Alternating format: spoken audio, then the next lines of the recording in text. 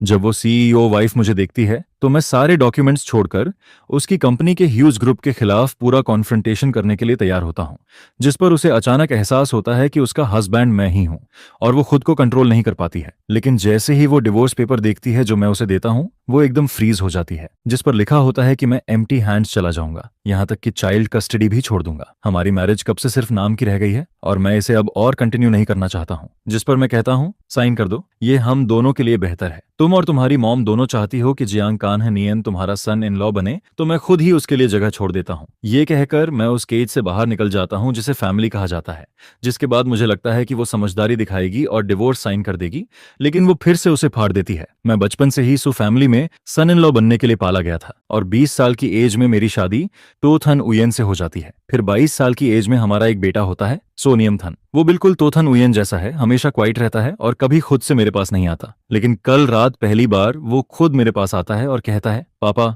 Jiang uncle मरने वाले हैं, उनकी लास्ट विश है कि वो मॉम से शादी करें, क्या आप मॉम से डिवोर्स कर सकते हो? जिस पर उस मोमेंट में मैं पूरी तरह टूट जाता हूँ और सोचता हूँ कि अब बस डिवोर्स ही सही है। सुबह ब्रेकफास्ट के समय मैं खुद तो थानह उयेन को डिवोर्स पेपर देता हूँ और कहता हूँ कि मैंने सारी रात बेटे की बातों के बारे में सोचा है। अगर उसे जियांग कान्ह नियन इतना पसंद है तो मैं कस्टडी भी छोड़ दूंगा। मैं एम्पटी हैंड्स चला जाऊंगा। एसेट्स तुम बच्चे के नाम कर देना, उसे ही सपोर्ट मान लेना। जिस पर तो थाना ह्वेन कॉफी कप रखकर ऊपर देखती है और कहती है, क्या तुम मुझसे बात कर रहे थे? मैं उसके कान में लगे ब्लूटूथ ईयरफोन को देखता हूं और समझ जाता हूं कि मेरी एक भी बात उसने नहीं सुनी, जिस पर मेरे अंदर एक हेल्पलेस फीलिंग उठती है, क्योंकि हर बार उससे बात करने पर मुझे यही इग्नोरेंस मिलता है। फिर मैं सीधे डिवोर्स पेपर के लास्ट पेज पर पलटता हूं और कहता हूं, साइन कर दो, ज्यादा टाइम नहीं लगेगा। जिस पर वो मुझे देखती है और पेपर खोलने ही वाली होती है। तभी हमारा बेटा दौड़ता हुआ आता है और कहता है, मॉम जल्दी चलो, जियांग अंकल इंतजार कर रहे हैं। जिस पर मैं उसका हाथ पकड़ लेता हूं और कहता हूं, पहले साइन करो।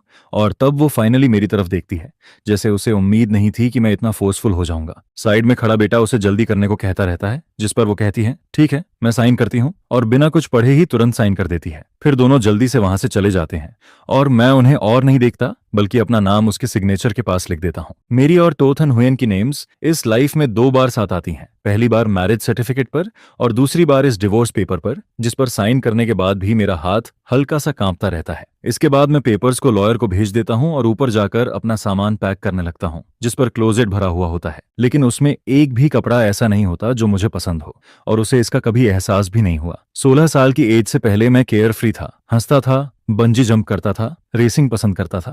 लेकिन शादी के बाद मुझे रूल्स फॉलो करने के लिए मजबूर किया जाता है, हम्बल और जेंटल बनने को कहा जाता है, क्योंकि सो फैमिली को सिर्फ एक परफेक्ट सन इन लॉ चाहिए था। लेकिन इतना सब करने के बाद भी मुझे सिर्फ उसके फ्रेंड्स की मॉकिंग मिलती है। वो कहते हैं कि मैं फेक हूँ और जियांग कान्ह नियन और तो थान उयेन ज्यादा परफेक्ट कपल हैं। ये सब सोचते हुए जब मैं उन कपड़ों को देखता हूँ जो कोटियन सिन्हा के हैं, तो मुझे अंदर से पेन फील होता है और न्यूजिया जैसा लगता है, जिस पर मैं बाथरूम में जाकर उल्टी करता हूँ। कुछ देर बाद जब मैं मिरर में खुद को देखता हूँ तो रियलाइज करता हूँ कि डिवोर्स लेना बिल्कुल सही डिसीजन है और मैं इस केज में और नहीं रहना चाहता। मैं बाहर निकलकर फिर से खुद बनना चाहता हूँ। फिर मैं अपने बेस्ट फ्रेंड को कॉल करता हूँ कि वो मुझे लेने आए, क्योंकि सो फैमिली मेरा घर नहीं है और कॉल फैमिली ने भी शादी के बाद मुझे इग्नोर कर दिया था, तो वो भी अब मेरा घर नहीं रहा। मेरा फ्रेंड जल्दी ही आता है और कंफ्यूज्ड होकर पूछता है, आज तेरा बर्थडे है और तू यहाँ क्या कर रहा है? पिछले हफ्ते तो तूने कहा था कि वाइफ और बेटे के साथ सेलिब्रेट करेगा। जिस पर मैं शॉक्ड होकर फोन निकालता हूँ और चैट हिस्ट्री देखता हूँ और पता चलता है कि मैंने सच में रेस्टोरेंट बुक किया था और तो थाने ह्वेन को इनवाइट भी किया था, लेकिन उसने अब तक रिप्लाई नहीं किया। पहले शायद मुझे दुख होता, लेकिन अब मैं नंब हो चुका हूँ। जिस पर मैं फ्रेंड के साथ रेस्टोरेंट चला जाता हूँ, लेकिन जैसे ही हम बुकिंग कोड बताते हैं, मैनेजर ऑकवर्ड होकर कहता है कि आज पूरा रेस्टोरेंट तो मैडम ने बुक कर लिया है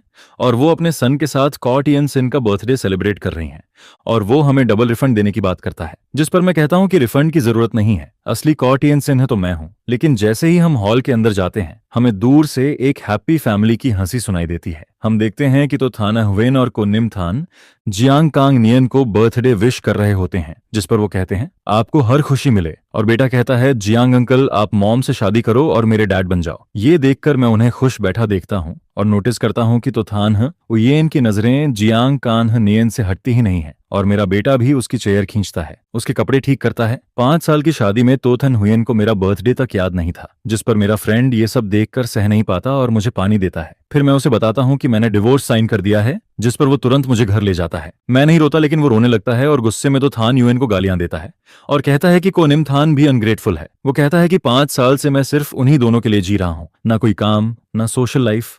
मुझे बाहर बुलाना भी मुश्किल था, लेकिन जैसे ही तो थाना हुएन कॉल करती थी, मैं बच्चे की तरह खुश होकर घर भागता था और उसके लिए सूप बनाता था। तेरा बेटा जब दूध छुड़ाते वक्त रोता था, तब तू पूरी रात जागकर उसे शांत करता रहता था। एक रात नहीं बल्कि कई रातों तक, जिस पर तू अपना दिल और सब कुछ लगा देता है और बदले में तुझे सिर्फ बेट्रेल मिलता है। मुझे पता है अभी तू अंदर से बहुत टूट रहा है, अगर रोना है तो रो ले। जिस पर अपने बेस्ट फ्रेंड की बातें सुनकर मैं सिर पीछे करता हूँ, एक घूंट बियर पीता हूँ और सोफा पर टिक जाता हूँ। अब मुझसे रोया भी नहीं जाता, लेकिन मैं पहले बहुत बार रो चुका हूँ। जब तो माओ ने मुझे रूल्स सिखाने के लिए दबाया था, जब मैं तो थन हुयन से दिल की बात करता था और वो इग्नोर कर देती थी, और जब मैं रात 12 बजे तक उसका इंतजार करता था लेकिन वो घर नहीं आती थी, तब भी मैं टूटता था। और जब को निमथान को रात में फीवर आता है, मैं उसे संभालता हूँ, उसे कॉल करता हूँ, लेकिन वो फोन काट देती है। जिस पर मैं फिर भी उम्मीद करता रहता हूँ कि कभी तो वाइफ हस्बैंड जैसा रिलेशन होगा, एक केयरिंग फादर और लविंग फैमिली बनेगी, लेकिन उन्होंने कभी मेरी तरफ देखा तक नहीं। 5 साल बीत जाते हैं और मुझे बहुत पहले ही समझ जाना चाहिए था। इसके बाद नशे में मैं गहरी नींद में चला जाता हूँ और अगली सुबह अचानक तो थान यूएन का कॉल आता है, जिसकी आवाज अभी भी स्लीपी और भारी लगती है। जिस पर वो पूछती है मेरा वो नेकलेस कहाँ है। मैं कैजुअली जवाब देता हूँ ड्रेसिंग रूम के पहले ड्रॉर में है। फिर वो पूछती है इयररिंग्स कहाँ है, जिस पर मैं कहता हूँ उसके नीचे वाले ड्रॉर में है। ये सब बोलने के बाद अचानक मुझे रियलाइज होता है कि हम डिवोर्स लेने वाले हैं और मुझे अब ये सब करने की जरूरत नहीं है। जिस पर मैं उसे रिमाइंड करता हूँ कि मेड से साफ सफाई करवा लिया करे, आगे कुछ चाहिए हो तो उनसे पूछ लेना, क्योंकि हम जल्द ही डिवोर्स लेने वाले हैं और ऐसे कॉल करना ठीक नहीं है। ये सुनकर वो हल्का सा हंसती है और दूसरी तरफ ड्रॉर खोलने की आवाज आती है, जिस पर मुझे लगता है कि मैंने सब क्लियरली बोल दिया है और मैं कॉल काटने वाला होता हूँ। तभी वो ऑर्डर देती है कि दोपहर में सी फूड पॉरेज बनाकर कंपनी के ऑफिस भेज देना, और ये कहकर वो कॉल काट देती है। जिस पर मुझे साफ समझ आता है कि डिवोर्स की मेरी बात उसने बिल्कुल नहीं सुनी और गुस्से में मेरे हाथ तक कांपने लगते हैं, जिस पर मैं तुरंत उसका नंबर ब्लॉक कर देता हूँ। इसके बाद सोचते हुए मैं को निमथान के स्कूल टीचर का नंबर भी ब्लॉक कर देता हूँ, लेकिन गलती से तो माओ को भी ब्लॉक कर देता हूँ। जिस पर जब मैं घर से बाहर निकलकर लंच के लिए जाता हूँ, वो मुझे रोककर जबरदस्ती कार में बैठा लेती है। फिर वो मेरे चेहरे पर फोटोज फेंकती है, जिसमें तो थान यूएन और जियांग कान्ह नियन की क्लोज फोटोज होती हैं, और गुस्से में कहती है कि मैंने उसे डिसअपॉइंट कर दिया। उसने मुझे 16 साल की एज से ट्रेन किया, लेकिन मैं अपनी वाइफ का दिल नहीं जीत पाया। फोटो के शार्प एज से मेरी गर्दन कट जाती है और खून निकलने लगता है। जिस पर मुझे याद आता है कि जब मुझे सन इन लॉ चुना गया था, तब लोग मेरी लक से जेलस होते थे, लेकिन असल में मैंने उसी दिन अपनी फ्रीडम खो दी थी। 16 साल की एज से मैं सिर्फ परफेक्ट कॉटियन सिन्ह बनने के लिए जीता हूँ। दबाव इतना था कि सांस लेना मुश्किल हो जाता है। जिस पर 12th में मैं जानबूझकर रिबेलियस बनता हूँ, रिलेशनशिप करता हूँ ताकि ये मैरिज टूट जाए, लेकिन तो थान यूएन कुछ नहीं कहती। भले ही हमारी शादी को 5 साल हुए हैं, लेकिन मैं 10 साल से कंट्रोल हो रहा हूँ और अब मैं और नहीं सह सकता। जिस पर मैं साफ कहता हूं कि हमने डिवोर्स साइन कर दिया है, मैं कस्टडी नहीं ले रहा और एम्प्टी हैंड्स जा रहा हूं। अगर आपको पसंद नहीं तो कोई और सन इन लॉ ढूंढ लीजिए। ये कहकर मैं कार से उतर जाता हूं, जिस पर तो माओ शॉकर्ड होकर एक पल रुकती है और फिर मेरा हाथ पकड़ लेती है, लेकिन मैं हंस पड़ता हूं और कहता हूं कि मुझे अब किसी चीज का डर नहीं है। सन इन लॉ बनना कभी मेरे लिए ऑनर नहीं था। फिर मैं अपनी स्लीव उठाता हूं और अपनी रिस्ट के पुराने स्कार्स दिखाता हूं, जिस पर वो डर कर मेरा हाथ छोड़ देती है और मैं कहता हूं कि मैं कभी को टीएन सिन बनना नहीं चाहता था और 10 साल तक हर रात मैं चिल्लाता था कि कोई मुझे बचा ले, लेकिन अब मुझे समझ आता है कि मुझे खुद ही खुद को बचाना होगा। ये कहकर मैं कार से उतरता हूं। इस बार वो मुझे रोकती नहीं, लेकिन मेरे अंदर की बेचैनी अभी भी खत्म नहीं होती। जिस पर मैं अपनी रेड सुपर कार निकालता हूं और तेज स्पीड में ड्राइव करता हूं, लेकिन जैसे ही मैं क्रॉस रोड पार करता हूं, मेरी कार सामने से आ रही एक मर्सिडीज से टकरा जाती है, जिसका नंबर प्लेट फेमिलियर होता है और वो तो थान यूएन की कार होती है। दूसरी कार से उसका असिस्टेंट उतरता है और मुझे देखकर शॉक्ड हो जाता है, क्योंकि सबको मेरी एक फिक्स्ड इमेज पता है कि मैं एक काम और सिंपल आदमी हूँ। रेसिंग करना मेरे लिए अजीब लगता है। मैं कुछ एक्सप्लेन नहीं करता, बस इंश्योरेंस पेपर देता हूँ और कहता हूँ जितना डैमेज है बता देना, और सनग्लासेस पहनकर वहां से निकल जाता हूँ। असिस्टेंट वापस जाकर तो थान यूएन को बताता है कि दूसरी कार मैं चला रहा था, जिस पर वो बस ठंडे अंदाज में कहती है चलो, जैसे उसे कोई फर्क ही नहीं पड़ता। लेकिन 3 घंटे बाद हम फिर से मिलते हैं, जब वो अपने पार्टनर के साथ रेसिंग ट्रैक पर आती है, जहां एक red racing car first position जीतती है। और ड्राइवर जब उतरता है तो उसका टॉल और अट्रैक्टिव लुक सबका ध्यान खींचता है, जिस पर खुद तो थाना हुएन भी इम्प्रेस्ड हो जाती है। लेकिन जैसे ही वो हेलमेट हटाता है, असिस्टेंट शॉक्ड होकर कहता है, ये तो कॉ टिएन सिन्हा है। जिस पर तो थाना हुएन कुछ नहीं कहती, लेकिन आसपास की लड़कियों की नजरें उस पर देखकर वो हल्का सा अनकंफर्टेबल फील करती है। और मैं जब उसकी नजरों को नोटिस करता हूँ तब भी मैं उसकी तरफ नहीं देखता, क्योंकि सालों से जब भी हम कैजुअली मिलते हैं वो मुझे ऐसे इग्नोर करती है जैसे मैं कोई स्ट्रेंजर हूँ। इसलिए जब रेसिंग इवेंट के ऑर्गेनाइजर्स हमें इंट्रोड्यूस करते हैं, मैं भी ऐसे बिहेव करता हूँ जैसे मैं तो थान उयन को जानता ही नहीं हूँ। जिस पर लोग कहते हैं कि तोटोंग से मिलकर अच्छा लगा, लेकिन वो हमेशा की तरह कोल्ड एक्सप्रेशन बनाए रखती है और माहौल ऑकवर्ड हो जाता है। तभी जियांग कान्हनियन की आवाज आती है, थान उयन, काम खत्म हुआ या नहीं? अगर हो गया हो तो चलो कंपनी में लंच करते हैं। जिस पर मैं पीछे मुड़कर देखता हूँ और उसे कार से उतरते हुए देखता हूँ। वो आते ही तो थाने ह्वेन की कमर पकड़ लेता है जैसे वहां कोई और है ही नहीं, और मुझे देखकर हल्की सी स्माइल भी देता है, जैसे उसे लगता है कि मैं उसका राइवल बनने के लायक भी नहीं हूँ। जिसके बाद वो दोनों वहां से चले जाते हैं और आसपास के लोग कहते हैं कि तोतोंग काम पर भी जियांग कान्हनियन को साथ रखती है। उनका रिलेशनशिप सच में बहुत स्ट्रांग है। जिस पर उसका असिस्टेंट मुझे अजीब नजरों से देखता है, जैसे सोच रहा हो कि दुनिया में मुझ जैसा यूजलेस आदमी भी होता है। मैं कुछ नहीं कहता और सीधा रेसिंग ट्रैक से निकल जाता हूँ और तुरंत लॉयर को कॉल करता हूँ कि डिवोर्स सर्टिफिकेट कब मिलेगा। जिस पर वो कहता है कुछ दिन और लगेंगे, और मैं सोचता हूँ कि 10 साल वेट कर चुका हूँ तो 7 दिन और सही। लेकिन मेरा माइंड अभी शांत ही हुआ था कि तो थाना ह्वेन के असिस्टेंट का कॉल आता है, जो पूछता है कि आप कब चीजें लेकर आएंगे, और बताता है कि स्कूल टीचर कह रही हैं आपका फोन रीचेबल नहीं है और बच्चे का हैंडमेड होमवर्क अभी तक नहीं पहुंचा। जिस पर मुझे याद आता है कि डिवोर्स की बात से पहले मैं मोबाइल में वीडियो देखकर उसके लिए नीडल और थ्रेड से हैंडमेड वर्क बना रहा था, और जब मैं घर से निकला था तब वो आधा ही बना था। मैं आसमान में उड़ते हुए फ्री क्लाउड्स को देखता हूँ और सीधे कह देता हूँ कि सी फूड पॉरेज अब नहीं मिलेगा और आगे से मैं कुछ भी नहीं लाऊंगा, और कॉन इम थान के बारे में भी अब मैं कुछ नहीं संभालूंगा, इसलिए मुझे कांटेक्ट मत करना। और ये कहकर मैं असिस्टेंट का नंबर भी ब्लॉक कर देता हूँ। दूसरी तरफ असिस्टेंट परेशान होकर तो थान यूएन को बताता है कि मैंने कॉल काट दिया और अब कांटेक्ट नहीं हो रहा, शायद मैंने उसे ब्लॉक कर दिया है। जिस पर वो खुद फोन निकालकर मुझे मैसेज भेजती है, तुम क्या कर रहे हो? लेकिन अगले ही मोमेंट रेड नोटिफिकेशन आता है कि वो अब मेरी फ्रेंड लिस्ट में नहीं है, पहले रिक्वेस्ट भेजनी होगी। जिस पर असिस्टेंट चैट हिस्ट्री देखता है और नोटिस करता है कि लास्ट मैसेज भी 1 हफ्ते पुराना है। फिर वो कैजुअली कहता है कि जांग चनयन और सर का बर्थडे एक ही दिन है, यानी कल सर का भी बर्थडे था, क्या गिफ्ट नहीं देना चाहिए? जिस पर तोथन उयन बिना इंटरेस्ट के कहती है, ध्यान नहीं दिया। असिस्टेंट को यह जवाब सुनकर भी हैरानी नहीं होती, क्योंकि चैट हिस्ट्री में वो कभी रिप्लाई नहीं करती। लेकिन फिर वो गुस्से में कहती है कि एक बर्थडे गिफ्ट भेज दो, तुम देख लो क्या सही रहेगा। असिस्टेंट जी मैडम कहकर बाहर निकल जाता है और गिफ्ट अरेंज करने लगता है। शाम को मुझे वही गिफ्ट मिलता है जो उसका असिस्टेंट लाकर देता है और कहता है कि ये तो टोंग की तरफ से है, जिस पर मैं उसे लेने से मना कर देता हूँ, क्योंकि मुझे समझ नहीं आता कि अब गिफ्ट देने का मतलब क्या है। बर्थडे तो गुजर चुका है, और वैसे भी पिछले 10 साल से मेरी एक ही विश थी, फ्रीडम, और अब डिवोर्स के साथ वो विश वैसे भी पूरी हो रही है। जिस पर मैं सोचता हूँ कि इन 7 दिनों में हमारा कोई कनेक्शन नहीं रहेगा। लेकिन तभी तो मौ का मैसेज आता है। वो कहती है कि वो डिवोर्स में इंटरफियर नहीं करेगी, लेकिन जब तक डिवोर्स पूरा नहीं होता उसका ग्रैंडसन किसी भी तरह अफेक्ट नहीं होना चाहिए। जिस पर मुझे अजीब लगता है, क्योंकि खुद बच्चे ने ही डिवोर्स के लिए कहा था। लेकिन उसके बाद वो लगातार मैसेज करती है कि वीकेंड पर मुझे वैसे ही मेन हाउस आना होगा और बच्चे के साथ टाइम स्पेंड करना होगा, क्योंकि तोथन उयन को भीड़ पसंद नहीं है। शादी के बाद हम दोनों मेन हाउस से अलग विला में रहते थे, लेकिन बच्चे के बाद हर वीकेंड हम उसे मेन हाउस लेकर जाते थे। और आज शुक्रवार है, जिस पर नॉर्मली मैं ही स्कूल से उसे लेने जाता हूँ, तो थाना उयन हमेशा बिजी रहती है, रात 10 बजे से पहले घर नहीं आती। लेकिन इस बार जब मैं मेन हाउस पहुंचता हूँ वो पहले से वहां होती है। मैं उसे इग्नोर करता हूँ और सीधे ऊपर जाने लगता हूँ, लेकिन वो मुझे रोककर पूछती है, बर्थडे गिफ्ट पसंद आया? मैं उसे देखता हूँ और समझ जाता हूँ कि उसे ये भी नहीं पता कि मैंने गिफ्ट एक्सेप्ट ही नहीं किया। लेकिन ये भी कोई नई बात नहीं है, क्योंकि वो मुझे हमेशा इग्नोर करती है। मैं ज्यादा बात नहीं करना चाहता और बस हल्का सा सिर हिला देता हूँ। लेकिन तभी वो ऑर्डर देती है कि कोनिम थान जियांग कान्हनियन के लिए प्रोटेक्शन चार्म बना रहा है, तुम जाकर उसे पूरा करने में हेल्प करो। ये सुनकर मुझे अंदर से झटका लगता है। क्या बर्थडे गिफ्ट के साथ ये कंडीशन भी आती है? जिस पर मैं बिना कुछ बोले उसे इग्नोर करता हूँ और ऊपर चला जाता हूँ। वो पीछे से बस देखती रहती है और कुछ नहीं कहती। ऊपर जाकर मैं देखता हूँ कि कोनिम थान डेस्क पर बैठा है और नाइफ से बहुत ध्यान से कार्विंग कर रहा है, और उसके सामने एक ऑलरेडी बना हुआ चार्म रखा होता है जिसे वो कॉपी कर रहा होता है। मेरे कदमों की आवाज सुनकर वो ऊपर देखता है, लेकिन तुरंत उस फिनिश्ड चार्म को उठा लेता है और कहता है, ये मॉम ने जियांग अंकल के लिए बनाया है, आप इसे मत लेना। जिस पर मेरा दिल जोर से दर्द करता है। जिस बच्चे को मैंने अपनी लाइफ से ज्यादा इंपॉर्टेंस दी वो आज मुझे चोर समझ रहा है। जिस पर मैं उसे देखता हूँ और उसके चेहरे में तो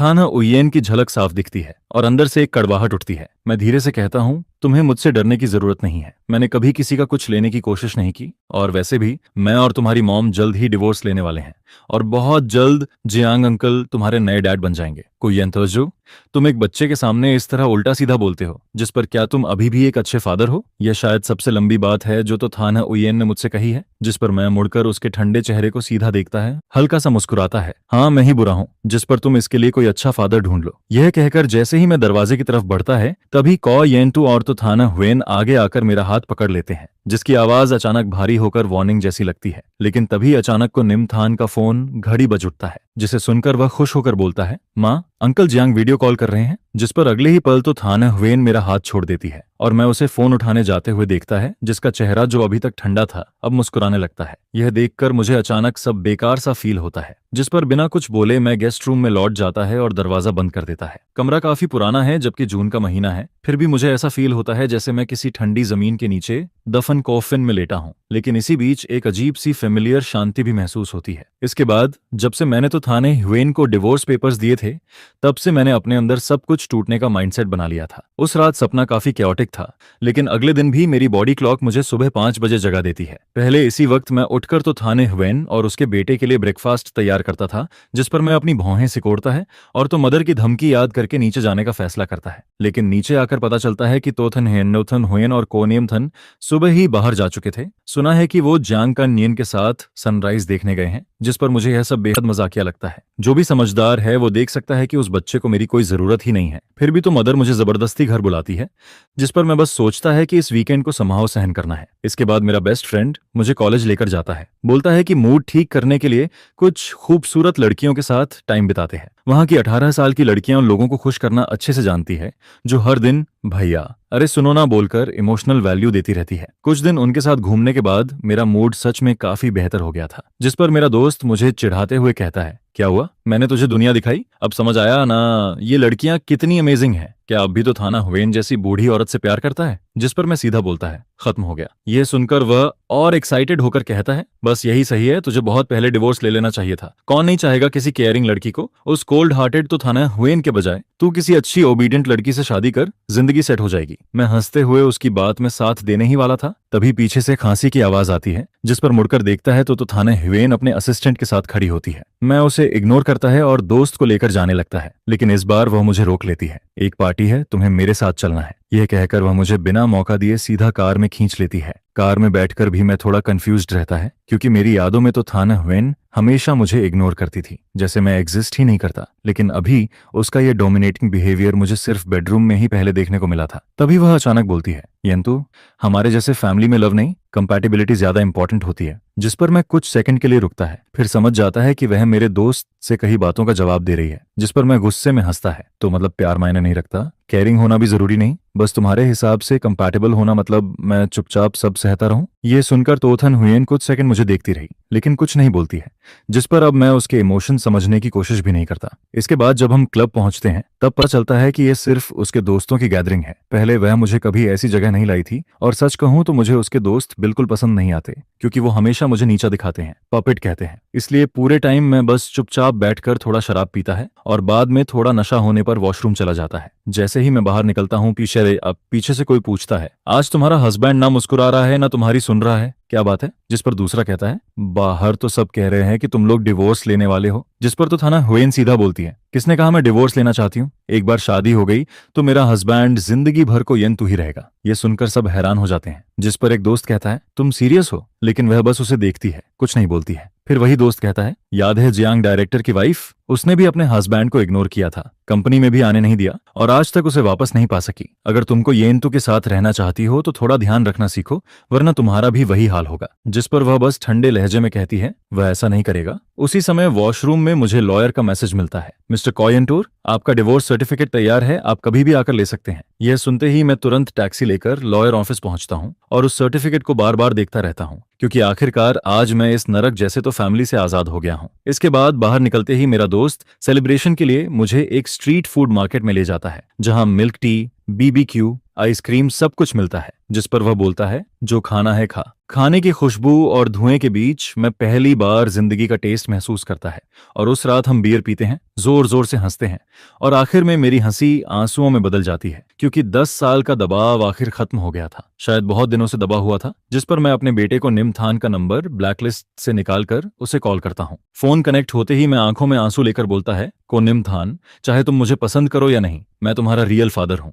जब तुम बीमार होते थे तो तुम्हारी देखभाल मैं करता था, तुम्हें पढ़ाता भी मैं था, लेकिन जिस दिन तुमने जियांग कान्हा नियन के लिए, एक आउटसाइडर के लिए मुझे बुरा कहा, वो अब तुम्हारा फादर नहीं रहा, और तुम भी मुझे फादर मत बुलाओ, तुम उसके लायक नहीं हो। जिस पर फोन के दूसरी तरफ से तोथन हुयन की ठंडी आवाज सुनाई देती है, चोयंतु, तुम क्या बोल रहे हो? यह सुनकर मैं एक पल के लिए रुक जाता है और समझ जाता है कि बच्चा उसके साथ ही है, जिस पर मैं तुरंत ताना मारते हुए हंसता है। तो मैडम, अगर तुम्हारे पास मुझे सिखाने का टाइम है तो अपने बेटे को ठीक से संभाल लो। क्या तुम्हें पता है, तुम्हारा बेटा मुझे कहता है कि मैं तुमसे डिवोर्स लेकर जियांग कान्हा नियन के लिए जगह छोड़ दूं। जिस पर मैं आगे बोलता है, मजेदार बात यह है कि मैंने तुम सबकी ये विश पूरी कर दी। यह कहकर मैं फिर से को निमथान का नंबर ब्लैकलिस्ट में डाल देता है। इसके बाद अगली सुबह मैं सीधा विदेश की फ्लाइट बुक कर लेता है, क्योंकि मुझे पता है कि कल मैं थोड़ा ज्यादा इमोशनल हो गया था, और जैसे ही डिवोर्स की बात बाहर जाएगी तो फैमिली मुझे बिल्कुल नहीं छोड़ेगी।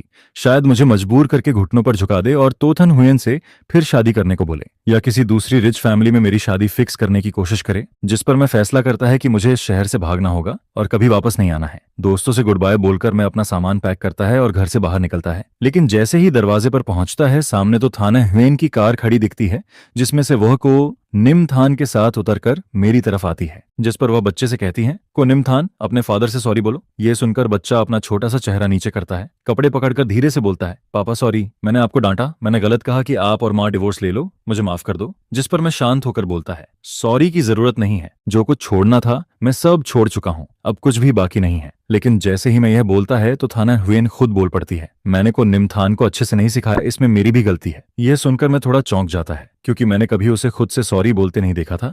लेकिन जो डैमेज हो चुका है, क्या एक सॉरी से सब ठीक हो सकता है? इसी बीच मुझे याद आता है कि मेरे पास एक चीज है जो मैं ओरिजिनली एयरपोर्ट से कुरियर करने वाला था। जिस पर मैं सीधा कहता है, तो थाना हुयन, अगर तुम्हें सच में गिल्ट है तो मुझे एयरपोर्ट छोड़ते को छोड़ दो। जिस पर वह पूछती है, तुम कहाँ जा रहे हो? और मैं जवाब देता है, क्या मेरा खुद का कोई काम नहीं हो सकता? यह सुनकर वह पहली बार थोड़ा कंफ्यूज्ड फिर दिखती है, लेकिन मैं उसकी तरफ ध्यान नहीं देता, क्योंकि उसी ने मुझे इस केज में डाला था, और अब वही मुझे यहां से विदा करे, यही सही है। इसके बाद पूरे रास्ते हम दोनों चुप रहते हैं, और एयरपोर्ट पहुंचने से पहले मैं उसे एक छोटा सा बॉक्स देता है, ये आखिरी गिफ्ट है। जिस पर वह थोड़ा रुकती है, लेकिन फिर भी ले लेती है और धीरे से बोलती है, थैंक यू। तभी को निमथान पूछता है, मेरे लिए क्या है? जिस पर मैं कहता है, तुम्हारा भी उसी में है। फिर मैं आगे बोलता है, इसे 1 घंटे बाद खोलना। इसके बाद वह रेयर तरीके से मुझे कहती है, जल्दी वापस आना। जिस पर मैं बस मुस्कुराता है, कुछ नहीं बोलता और मुड़कर चला जाता है, क्योंकि मैं जानता है कि अब मैं कभी वापस नहीं आऊंगा, मुझे अपनी फ्रीडम ढूंढनी है। तो थाना हुयन मेरी पीठ को जाते हुए देखती रहती है, और उसके दिल में एक अजीब सा फीलिंग उठने लगता है, जिस पर वह तुरंत बॉक्स खोलना चाहती है, लेकिन को निमथान उसे रोक देता है। माँ,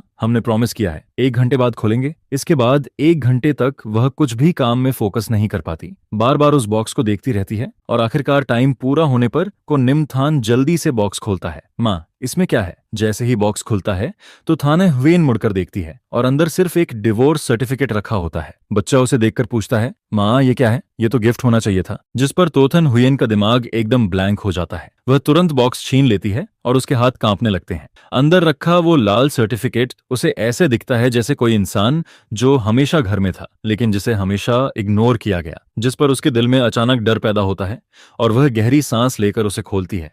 जैसे ही उसमें अपना और कॉयंतु का नाम देखती है, उसकी आंखें चौड़ी हो जाती हैं और वह जोर से उसे बंद कर देती है। इसके बाद वह तुरंत मुझे कॉल करने जाती है, लेकिन याद आता है कि मैं फ्लाइट में हो सकता हूँ। जिस पर वह गुस्से में असिस्टेंट को कॉल करती है, अभी पता लगाओ कि वह कहाँ गया है और उसे तुरंत वापस लाओ। फिर वह आगे बोलती है, और ये भी पता करो कि ये डिवोर्स सर्टिफिकेट किसने बनाया, बिना अग्रीमेंट, बिना कोर्ट के ये कैसे पॉसिबल है। उसकी आवाज में गुस्सा और डर दोनों होता है, जिसे वह खुद भी नहीं समझ पाती। जिस पर दूसरी तरफ असिस्टेंट डर जाता है, क्योंकि उसने उसे कभी ऐसे नहीं देखा था। इसके बाद कोरिन हुयन ऑफिस में इधर उधर घूमती रहती है।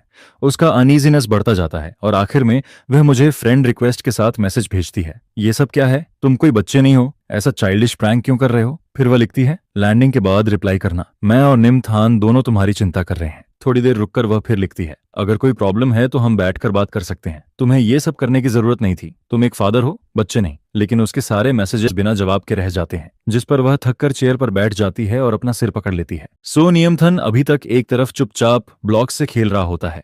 तभी वह अपना छोटा सा चेहरा उठाता है और मासूमियत से पूछता है, माँ, क्या ये गिफ्ट पापा का मतलब है कि वो आपसे डिवोर्स लेना चाहते हैं? यह सुनकर तोथन हुयेन के सीने में जैसे कुछ अटक जाता है। न सही से सांस ले पाती है, न निगल पाती है, जिस पर उसके दोस्तों की बातें बार बार उसके कानों में गूंजने लगती है। काफी देर बाद वह मुश्किल से बोलती है, कोयंतु, क्या तुम सच में मुझसे पूरी तरह डिसअपॉइंट हो गए? इसी बीच इंतजार का समय और भी भारी लगने लगता है। तो थान युएन बार बार घड़ी देखती है, बार बार मैसेज भेजती है, लेकिन एक भी रिप्लाई नहीं आता, जिस पर उसके दिल में एक अजीब सी हर्ट फीलिंग उठने लगती है। वह सोचती है, सब कुछ तो ठीक चल रहा था, इतने सालों से हम साथ थे, फिर अचानक ऐसा क्या हुआ कि उसने डिवोर्स ले लिया और बिना कुछ बोले चला भी गया? तभी अचानक फोन बजता है, जिसे सुनकर वह बिना देखे तुरंत उठा लेती है और बोल पड़ती है, कोयंतु, अब तुम्हें कॉल करने का टाइम मिला? मैंने इतने मैसेज भेजे, रिप्लाई क्यों नहीं किया? लेकिन दूसरी तरफ कुछ सेकंड की चुप्पी के बाद आवाज आती है, तो मैडम, मैं असिस्टेंट बोल रहा हूँ। यह सुनते ही वह फोन की तरफ देखती है और जो थोड़ी एनर्जी वापस आई थी वो भी खत्म हो जाती है, जिस पर वह माथा दबाते हुए धीमी आवाज में बोलती है, सॉरी, मैं थोड़ा जल्दी रिएक्ट कर गई। कोई खबर मिली? जिस पर असिस्टेंट हिचकिचाता है और बोलता है, जी, हमने पता लगाया है, कहते आज सर ने विदेश की फ्लाइट ली है, लेकिन लैंडिंग के बाद की इन्फो। उसकी आवाज धीरे धीरे कम हो जाती है। यह सुनकर तोथन उयन का चेहरा काला पड़ जाता है और काफी देर बाद वह भारी आवाज में पूछती है, उस डिवोर्स सर्टिफिकेट का क्या हुआ? जांच हुई? जिस पर असिस्टेंट जवाब देता है, तुरंत, जी, एग्रीमेंट खुद सर ने साइन किया है, वेरिफिकेशन डिपार्टमेंट ने चेक किया है, सब सही है। यह सुनते ही उसका दबा हुआ गुस्सा फूट पड़ता है। क्या मतलब सब सही है? असिस्टेंट जल्दी से समझाता है, सर ने आपकी कोई भी प्रॉपर्टी नहीं ली, जॉइंट एसेट्स भी उन्होंने अपने हिस्से से सबको निमथान के नाम कर दिए और इसे चाइल्ड सपोर्ट बताया है, उन्होंने कस्टडी भी नहीं मांगी। यह सुनकर असिस्टेंट खुद भी घबरा जाता है, क्योंकि उसने कभी इतना क्लीन डिवोर्स नहीं देखा था, जहां कोई कुछ भी न ले, बस चुपचाप चला जाए। उधर तोथन हुयन फोन काट देती है, हाथ में फोन पकड़े काफी देर तक बैठी रहती है, समझ नहीं पाती कि जो शादी इतनी स्टेबल लग रही थी वो अचानक टूट कैसे गई। जिस पर वह धीरे से खुद से पूछती है, कोई तो तुम्हें आखिर किस बात की डिससैटिस्फैक्शन थी? तभी स्टडी रूम का दरवाजा थोड़ा खुलता है और कुनिम थान अंदर आता है। उसके पैरों से लिपटकर एक्साइटेड होकर बोलता है, माँ, मैंने अंकल जियांग से पूछा, डिवोर्स का मतलब है मुझे नया पापा मिलेगा, तो आप जल्दी अंकल जियांग से शादी कर लो, मैं उन्हें नया फादर बनाना चाहता हूँ। यह सुनकर तोथन हुयन को यह बात बहुत चुभती है और पहली बार वह गुस्से में बोलती है, तुम्हें क्या पता, आगे से ऐसी बात मत कहना, तुम्हारा सिर्फ एक ही फादर है, कोई नया नहीं। जिस पर बच्चा डर जाता है और रोते हुए बोलता है, मुझे नया फादर चाहिए, मुझे वो पुराने वाले नहीं चाहिए, वो तो बस नैनी जैसे है। यह सुनकर तो थाना हुयन का गुस्सा और बढ़ जाता है। ये सब किसने सिखाया तुम्हें? उसे समझ आता है कि एक 3 साल का बच्चा खुद ये सब नहीं बोल सकता, जरूर किसी ने उसके दिमाग में ये बातें डाली हैं। लेकिन कौन इम्तिहान गुस्से में भाग जाता है, मुझे माँ पसंद शासन नहीं, अगर नया फादर नहीं दोगी तो मैं घर नहीं आऊंगा। तो थाना हुवेन उसे रोकने ही वाली होती है, तभी फोन बजता है और इस बार जियांग कान्ह नियन का कॉल होता है, जिस पर वह 1 सेकंड रुकती है और बेटे को छोड़कर कॉल उठा लेती है। फोन उठाते ही जियांग कान्ह नियन की आवाज आती है, थाना हुयेन, मैंने सुना तुम और कोयेन टू डिवोर्स ले रहे हो, क्या ये सच है या बच्चे की बात है? जिस पर वह थककर बोलती है, ये गलत फहमी है, मैं डिवोर्स नहीं लूंगी, कुछ और काम है। जिस पर वह बोलता है, आज हम निमथान को एम्यूजमेंट पार्क ले जाने वाले थे फायरवर्क्स देखने, तुम लोग गायब हो गए तो पूछा। जिस पर वह कहती है, सॉरी मैं भूल गई, अगली बार चलेंगे। फोन रखने के बाद उसे पता चलता है कि निमथान गायब हो चुका है, लेकिन वह ज्यादा ध्यान नहीं देती क्योंकि घर में इतने सर्वेंट्स है कि उसे लगता है बच्चा सेफ ही होगा। लेकिन कुछ ही देर में पता चलता है कि बच्चा सच में गायब हो गया है। सीसीटीवी में सिर्फ इतना दिखता है कि वह अकेला बाहर चला गया। यह देखकर तोथन उयन पूरी सिटी में उसे ढूंढने लगती है, लेकिन कहीं भी उसका पता नहीं चलता। जिस पर वह बार बार मुझे कॉल करती है, लेकिन हर बार सिर्फ यही सुनाई देता है, the number you are calling is switched off. आखिर में मजबूर होकर वह मेरे दोस्त का नंबर निकलवाती है और कॉल करती है, हेलो, मैं तो थान युएन बोल रही हूँ, क्या कोयेंतु ने तुमसे कांटेक्ट किया? अगर हाँ तो उसे बोलो तुरंत मुझसे बात करे, क्योंकि उसके डिवोर्स की वजह से निमथान गायब हो गया है। अगर उसमें एक फादर की भी जिम्मेदारी बची है तो उसे तुरंत वापस आना होगा। लेकिन वो अभी अपनी बात पूरी भी नहीं करती, जिस पर मेरा फ्रेंड अचानक से इम्पेशेंट होकर उसे बीच में ही लाउडली इंटरप्ट कर देता है, रुक रुक रुक, बच्चा गायब हुआ है तो जाकर पुलिस को रिपोर्ट कर। येंतु को ढूंढने से क्या फायदा है? क्या वो उस बच्चे से टेलीपैथी से जुड़ी हुई है, जो अभी वापस आते ही उसका एग्जैक्ट लोकेशन ट्रैक कर लेगी और तुरंत टेलीपोर्ट होकर उस अनग्रेटफुल बच्चे के पास पहुंच जाएगी? और फिर वो ये भी बोलती है कि डिवोर्स की वजह से बच्चा गायब हुआ, जिसे सुनकर वो तुरंत पलटकर कहता है कि ये डिवोर्स तुम्हारी ही मजबूरी से हुआ था ना, और वैसे भी डिवोर्स होना सही ही था, क्योंकि तुम और वो अनग्रेटफुल बच्चा दोनों ही अच्छे नहीं हो। इसके बाद फोन अचानक कट हो जाता है, लेकिन उसी पल फिर से रिंग होने लगता है, जिस पर पता चलता है कि कॉल जियांग कान नियन का है। तो थान हुएन जल्दी से कॉल उठाती है, लेकिन बस इतना ही सुन पाती है कि कोई निम थान को किडनैप करने की कोशिश कर रहा है, उसे छोड़ दो, केयरफुल रहो। जिस पर अचानक कॉल कट हो जाता है। यह सुनते ही तो थान हुएन तुरंत लोगों को जियांग कान नियन के फोन सिग्नल को ट्रैक करने के लिए भेज देती है, और फिर जब वो लोग लोकेशन पर पहुंचते हैं तो देखते हैं कि जियांग कान्ह नियन और को निम थान दोनों ही अनकॉन्शियस पड़े होते हैं। हाईवे के किनारे ढलान पर जियांग कान्ह नियन के शरीर पर कई स्क्रैचेस होते हैं। उसका हाल बहुत बुरा लग रहा होता है, लेकिन वो फिर भी को निम थान को अपनी बाहों में कसकर प्रोटेक्ट किए होता है, और बच्चे को बस चेहरे पर थोड़ा सा डर्ट लगा होता है, बाकी उसे कोई इंजरी नहीं होती, जिसे देखकर वहां मौजूद हर इंसान इमोशनल हो जाता है। जिस पर तोथन उयन के हाथ जो साइड में ढीले पड़े होते हैं वो धीरे से टाइटन होते हैं और फिर ढीले पड़ जाते हैं, और वो सबसे पहले दोनों को एम्बुलेंस में भेज देती है। फिर फ्लैशिंग रेड ब्लू लाइट्स को दूर जाते हुए देखती है, और आखिरकार अपने असिस्टेंट से कहती है कि जियांग कान्ह नियन पिछले कुछ दिनों से क्या कर रहा था, इसकी पूरी डिटेल निकालो, कोई भी क्लू मिस नहीं होना चाहिए। ये सुनकर असिस्टेंट पहले थोड़ा शॉक्ड होता है, लेकिन फिर उसे रियलाइज होता है कि तो बॉस पूरे शहर में ढूंढने के बाद भी यंग मास्टर निमथान को नहीं ढूंढ पाई थी, तो फिर जियांग कान्ह नियन ने कैसे ढूंढ लिया। और फिर वो सोचता है कि इतने सर्वेंट्स होने के बावजूद एक 3 साल का बच्चा बिना किसी को पता चले कैसे बाहर जा सकता है, और अगर ये किडनैप था तो किडनैपर्स ने रैंसम क्यों नहीं मांगा, बल्कि बच्चे को हाईवे पर छोड़ दिया। जिस पर साफ दिखता है कि इतने सालों के बिजनेस एक्सपीरियंस के बाद तो थाना हुएन इतनी ऑब्वियस बातों पर डाउट कैसे नहीं करेगी। फिर बहुत जल्दी उसे प्रूफ मिल जाता है कि इस किडनैपिंग का मास्टरमाइंड खुद जियांग कान्ह नियन ही है, जिस पर वो डॉक्यूमेंट्स को हाथ में लेकर काफी देर तक चुप रहती है, और फिर पुलिस स्टेशन से केस फाइल वापस ले लेती है। इसके बाद वो कामली कहती है कि इस बात को बाहर मत जाने देना, सारे एविडेंस डिस्ट्रॉय कर दो, मैं नहीं चाहती कोई तीसरा इंसान इसके बारे में जाने, और बाहर यही कहा जाएगा कि जियांग चान नियन ने नियम थान को बचाया है। यह सुनकर असिस्टेंट पूरी तरह शॉक्ड रह जाता है, क्योंकि उसे समझ नहीं आता कि क्या तो बॉस अपने ही बेटे के किडनैपर को प्रोटेक्ट कर रही है। लेकिन इससे पहले कि वो कुछ समझ पाता तो थान हुएन हॉस्पिटल के कॉरिडोर के एंड में गायब हो जाती है। फिर वो पेशेंट रूम का डोर खोलती है, जहां जियांग कान्ह नियन बेड पर टिककर बैठा होता है। उसका चेहरा पैल लग रहा होता है, जिसे देखकर वो हल्का सा फ्रॉन करती है, और उसकी नजरों में सस्पिशन नजर आता है। जिस पर जियांग कान्ह नियन हल्की खांसी के साथ वीक आवाज में पूछता है कि नियम थान कैसा है, वो ठीक तो है ना, वो अभी इतना छोटा है, ये सब उसके लिए बहुत बड़ा ट्रॉमा हो सकता है। और फिर वो येन टू को ब्लेम करता है कि वो बिना सोचे चला गया, अपने बच्चे की भी परवाह नहीं की, और ऐसा इरिस्पॉन्सिबल फादर दुनिया में कोई नहीं होता। यह कहकर वो उठकर जाने की कोशिश करता है, लेकिन जैसे ही वो तो थाना उयन के पास से गुजरता है वो उसे पकड़कर रोक लेती है, जिस पर वो कोल्ड टोन में कहती है कि कोई अच्छा पिता है या नहीं, इसका फैसला दूसरों को करने की जरूरत नहीं है। यह सुनकर जियांग कान्ह नियन ऊपर देखता है, और तो थान उयेन के कोल्ड एक्सप्रेशन को देखकर कुछ पल के लिए स्टन्ड रह जाता है, क्योंकि जो चेहरा हमेशा उसके लिए जेंटल रहता था वो अब पूरी तरह ठंडा और डरावना लग रहा होता है। फिर वो इमोशनल होकर कहता है कि इतने सालों का उनका रिलेशनशिप है, वो कोई आउटसाइडर कैसे हो सकता है, और फिर सॉफ्ट होकर बोलता है कि वो बस चिंता में बहक गया था। लेकिन किडनैपिंग की बात सच में बहुत शॉकिंग थी, और निम थान को वो बचपन से देखता आया है, इसलिए उसे उसके लिए बहुत बुरा लग रहा है। जिस पर तो थान उयन के हाथ फिर से टाइटन होते हैं और उसकी नजरों में ठंडापन भर जाता है, और वो सीधा पूछती है कि अगर वो उसे इतना बुरा और डरावना समझता है तो फिर उसने निम थान को किडनैप करवाकर ये फेक ड्रामा क्यों रचा। यह सुनते ही जियांग कान्ह नियन का चेहरा स्टिफ हो जाता है, और वो इनोसेंट बनते हुए कहता है कि वो क्या बोल रही है,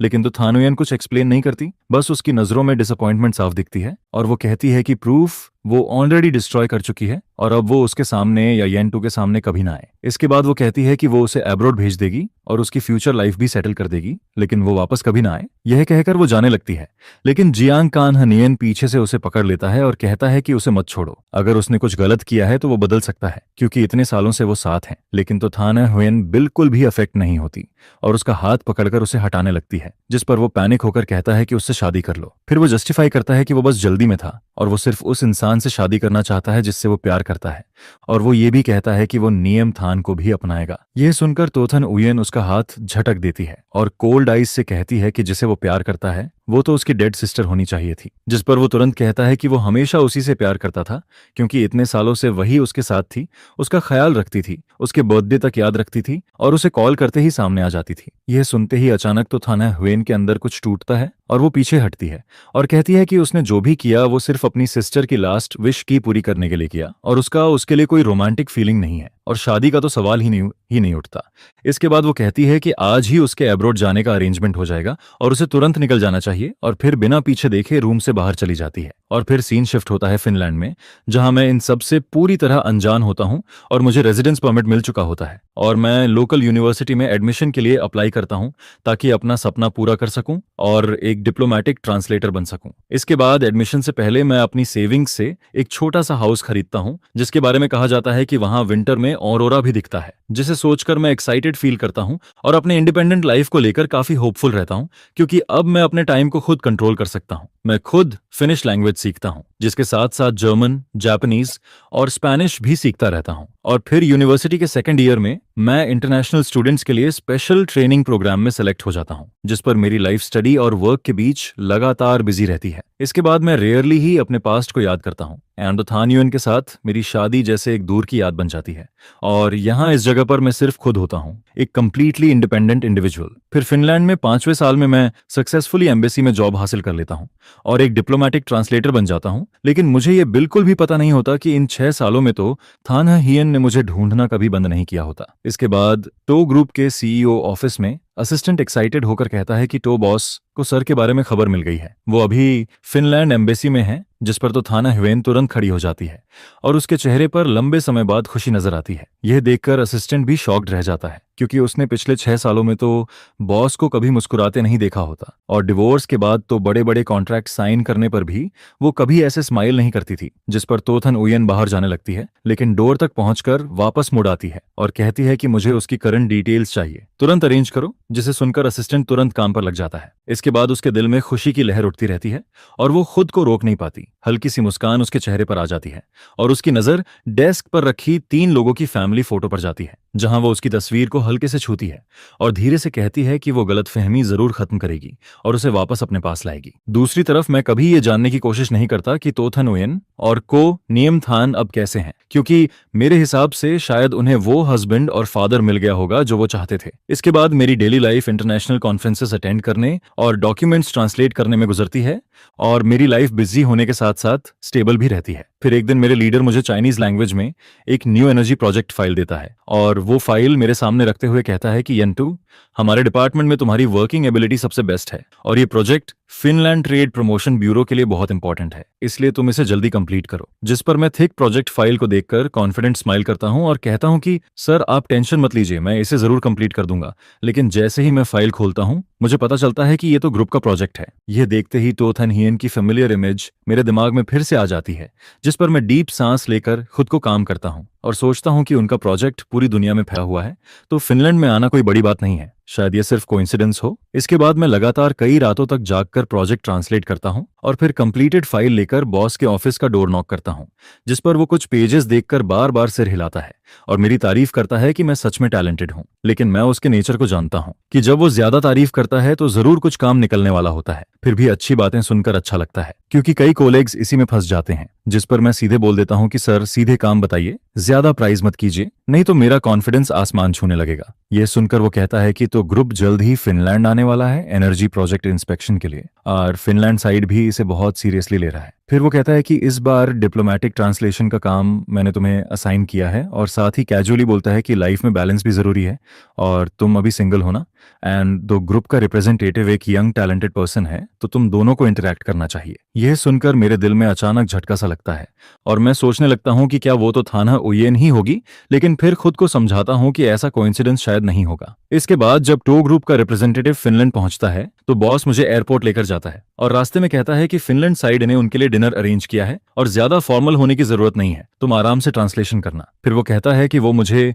टो ग्रुप के रिप्रेजेंटेटिव से मिलवाएगा और जैसे ही वो ये बात खत्म करता है वो मेरे पीछे किसी को हाथ हिलाकर बुलाता है और कहता है कि टो बॉस यहाँ है, जिस पर वो मुझे पकड़कर उसके सामने ले आता है और उस वक्त मैं पूरी तरह स्टन रह जाता हूँ, क्योंकि 6 साल बाद भी उसके ऊपर टाइम का कोई असर नहीं दिखता और वो पहले की तरह ही काम और साइलेंट लगती है। फिर बॉस मुझे आगे बढ़ाता है और मैं स्माइल के साथ इंट्रोड्यूस करता हूं कि ये फिनलैंड एम्बेसी के ट्रांसलेशन डिपार्टमेंट से येंटू हैं और ये इस ट्रिप में आपका ट्रांसलेशन हैंडल करेंगे। इसके बाद वो मजाक में कहता है कि हमारे येंटू सिर्फ हैंडसम ही नहीं है बल्कि 5 लैंग्वेजेस भी जानता है, जिस पर तो थान हुयेन मुझे लगातार देखती रहती है। उसकी आंखों में क्यूरियोसिटी और कुछ कॉम्प्लिकेटेड इमोशन नजर आता है। मैं पॉलिटली हाथ बढ़ाता हूं और फॉर्मल टोन में कहता हूं कि तो बॉस आपसे मिलकर खुशी हुई, जिस पर वो कुछ सेकंड्स तक मुझे देखती रहती है और फिर धीरे से हाथ मिलाती है। लेकिन मैं जल्दी से हैंडशेक खत्म करना चाहता हूं, तभी वो मेरा हाथ पकड़कर छोड़ती नहीं है, जिस पर मैं 2 बार हाथ छुड़ाने की कोशिश करता हूं और फिर हल्का सा फ्राउन करके पूछता हूं कि तो बॉस इसका क्या मतलब है। यह देखकर साइड में खड़े लीडर सिचुएशन समझ जाता है और मजाक में कहता है कि हमारे ट्रांसलेटर का चार्म ऐसा है कि कोई भी इंप्रेस हो जाए, शायद तो बॉस भी एक्सेप्शन नहीं है। जिस पर तो थन हुयेन की आंखें थोड़ी डार्क हो जाती हैं और वो हल्का सा ऑकवर्ड स्माइल देती है और फिर मेरा हाथ छोड़ देती है। इसके बाद डिनर शुरू हो जाता है और मैं उस पर ज्यादा ध्यान नहीं देता क्योंकि मेरे लिए ये सिर्फ फॉर्मल इंटरेक्शन है और वो यहाँ मेरे लिए नहीं आई है। फिर मैं खुद को संभाल कर उसके पास बैठ जाता हूँ और कामली हर सेंटेंस ट्रांसलेट करता रहता हूँ, जिस पर वो एलिगेंट पोस्चर में बैठी होती है और ध्यान से सुनते वक्त हल्का सा चेहरा मेरी तरफ मोड़ती है। यह देखकर मैं एक पल के लिए रुक जाता हूँ क्योंकि हमारी शादी के 5 सालों में उसने कभी मुझे इतने ध्यान से नहीं सुना था, जिस पर मेरे अंदर हल्का सा दर्द उठता है। लेकिन वो उसके लिए नहीं बल्कि खुद के लिए होता है, क्योंकि उन सालों में मेरा बॉडी तो फैमिली के सन इन लॉ के लेबल के नीचे जैसे कैद रहता है और मेरी सोल अपनी फ्रीडम खो चुकी होती है, जिस पर अब आखिरकार मैं उससे बाहर निकल आता हूँ। तभी तो थाना हुयेन की आवाज फिर से सुनाई देती है और वो फिनलैंड के टैक्स सिस्टम और लेबर लॉ के बारे में पूछती रहती है। उसकी आवाज धीमी और स्टेडी होती है और हर सेंटेंस के बाद वो चुपचाप मुझे देखती रहती है। उसकी नजरें गहरी और फोकस्ड होती हैं, जिस पर मैं इंस्टिंक्टिवली उसकी नजरों से बचता हूं और पूरी तरह प्रोफेशनल रहते हुए अपना काम करता रहता हूं और इस तरह आज की डिनर मीटिंग स्मूथली कंप्लीट होती है। इसके बाद जब हम विदा लेते हैं, फिनलैंड के मौसम के हिसाब से मैं अपना स्कार्फ टाइट करता हूं, ग्लव्स पहनता हूं और कैजुअली तो थान हुयेन से हाथ मिलाता हूं और कहता हूं कि तो बॉस को इंप्रेशन अच्छा रहा। ये बोलकर मैं मुड़कर जाने लगता हूं, लेकिन जैसे ही मैं कार का डोर खोलता हूं, पीछे से वो मुझे नाम लेकर बुलाती है, जिस पर मैं रुक जाता हूं लेकिन पीछे मुड़कर नहीं देखता और चुपचाप उसके अगले वर्ड्स का इंतजार करता हूं। फिर ठंडी हवा चलती है और मेरी उंगलियां थोड़ी सुन्न होने लगती हैं। तभी उसकी आवाज फिर से आती है और वो पूछती है कि क्या मेरे पास उससे कहने के लिए कुछ नहीं है, जिस पर उसकी आवाज में हल्की सी अजीब सी सैडनेस महसूस होती है, जिस पर मेरा दिल एक पल के लिए हिलता है। लेकिन मैं खुद को समझाता हूं कि ये सिर्फ फिनलैंड की ठंडी रात की वजह है और मैं कामली कहता हूं कि तो बॉस, डिनर में जो ट्रांसलेशन था वो मैं पूरा कर चुका हूं और बाकी बातों के लिए मेरे पास कुछ भी कहने को नहीं है। लेकिन वो मुझे ऐसे जाने नहीं देना चाहती और उसकी यूजुअल काम वॉइस में थोड़ा अर्जेंसी आ जाता है और वो कहती है कि येंतु, तुमने उस समय बिना बताए डिवोर्स कर लिया। क्या तुमने नियम थान की फीलिंग्स के बारे में भी नहीं सोचा? और अब 6 साल हो गए, वो 9 साल का हो चुका है, क्या तुम्हें उसकी याद नहीं आती? यह सुनकर मैं मुड़ता हूं और बिना एक्सप्रेशन बदले हल्की सी स्माइल के साथ कहता हूं कि एक ऐसा बच्चा जो अपने फादर की सैक्रिफाइस को इग्नोर करता है, उसे याद करने लायक क्या है? और फिर सार्कास्टिकली बोलता हूं कि अब तो शायद वो बहुत खुश होगा क्योंकि उसे नया फादर मिल गया होगा। जिस पर बर्फ के कण तो थाना हुयेन के कंधे पर गिरते रहते हैं और वो मुझे कंफ्यूजिंग नजरों से देखती है। फिर धीरे से साई लेकर मेरी तरफ बढ़ती है और रेयर सॉफ्ट टोन में कहती है कि निम थान ने कभी भी तुम्हारी सैक्रिफाइस इग्नोर नहीं की। वो बस छोटा था और उसे प्यार जताना नहीं आता था। और फिर वो कहती है कि उसका कोई नया फादर नहीं है, उसका फादर सिर्फ तुम ही हो सकते हो।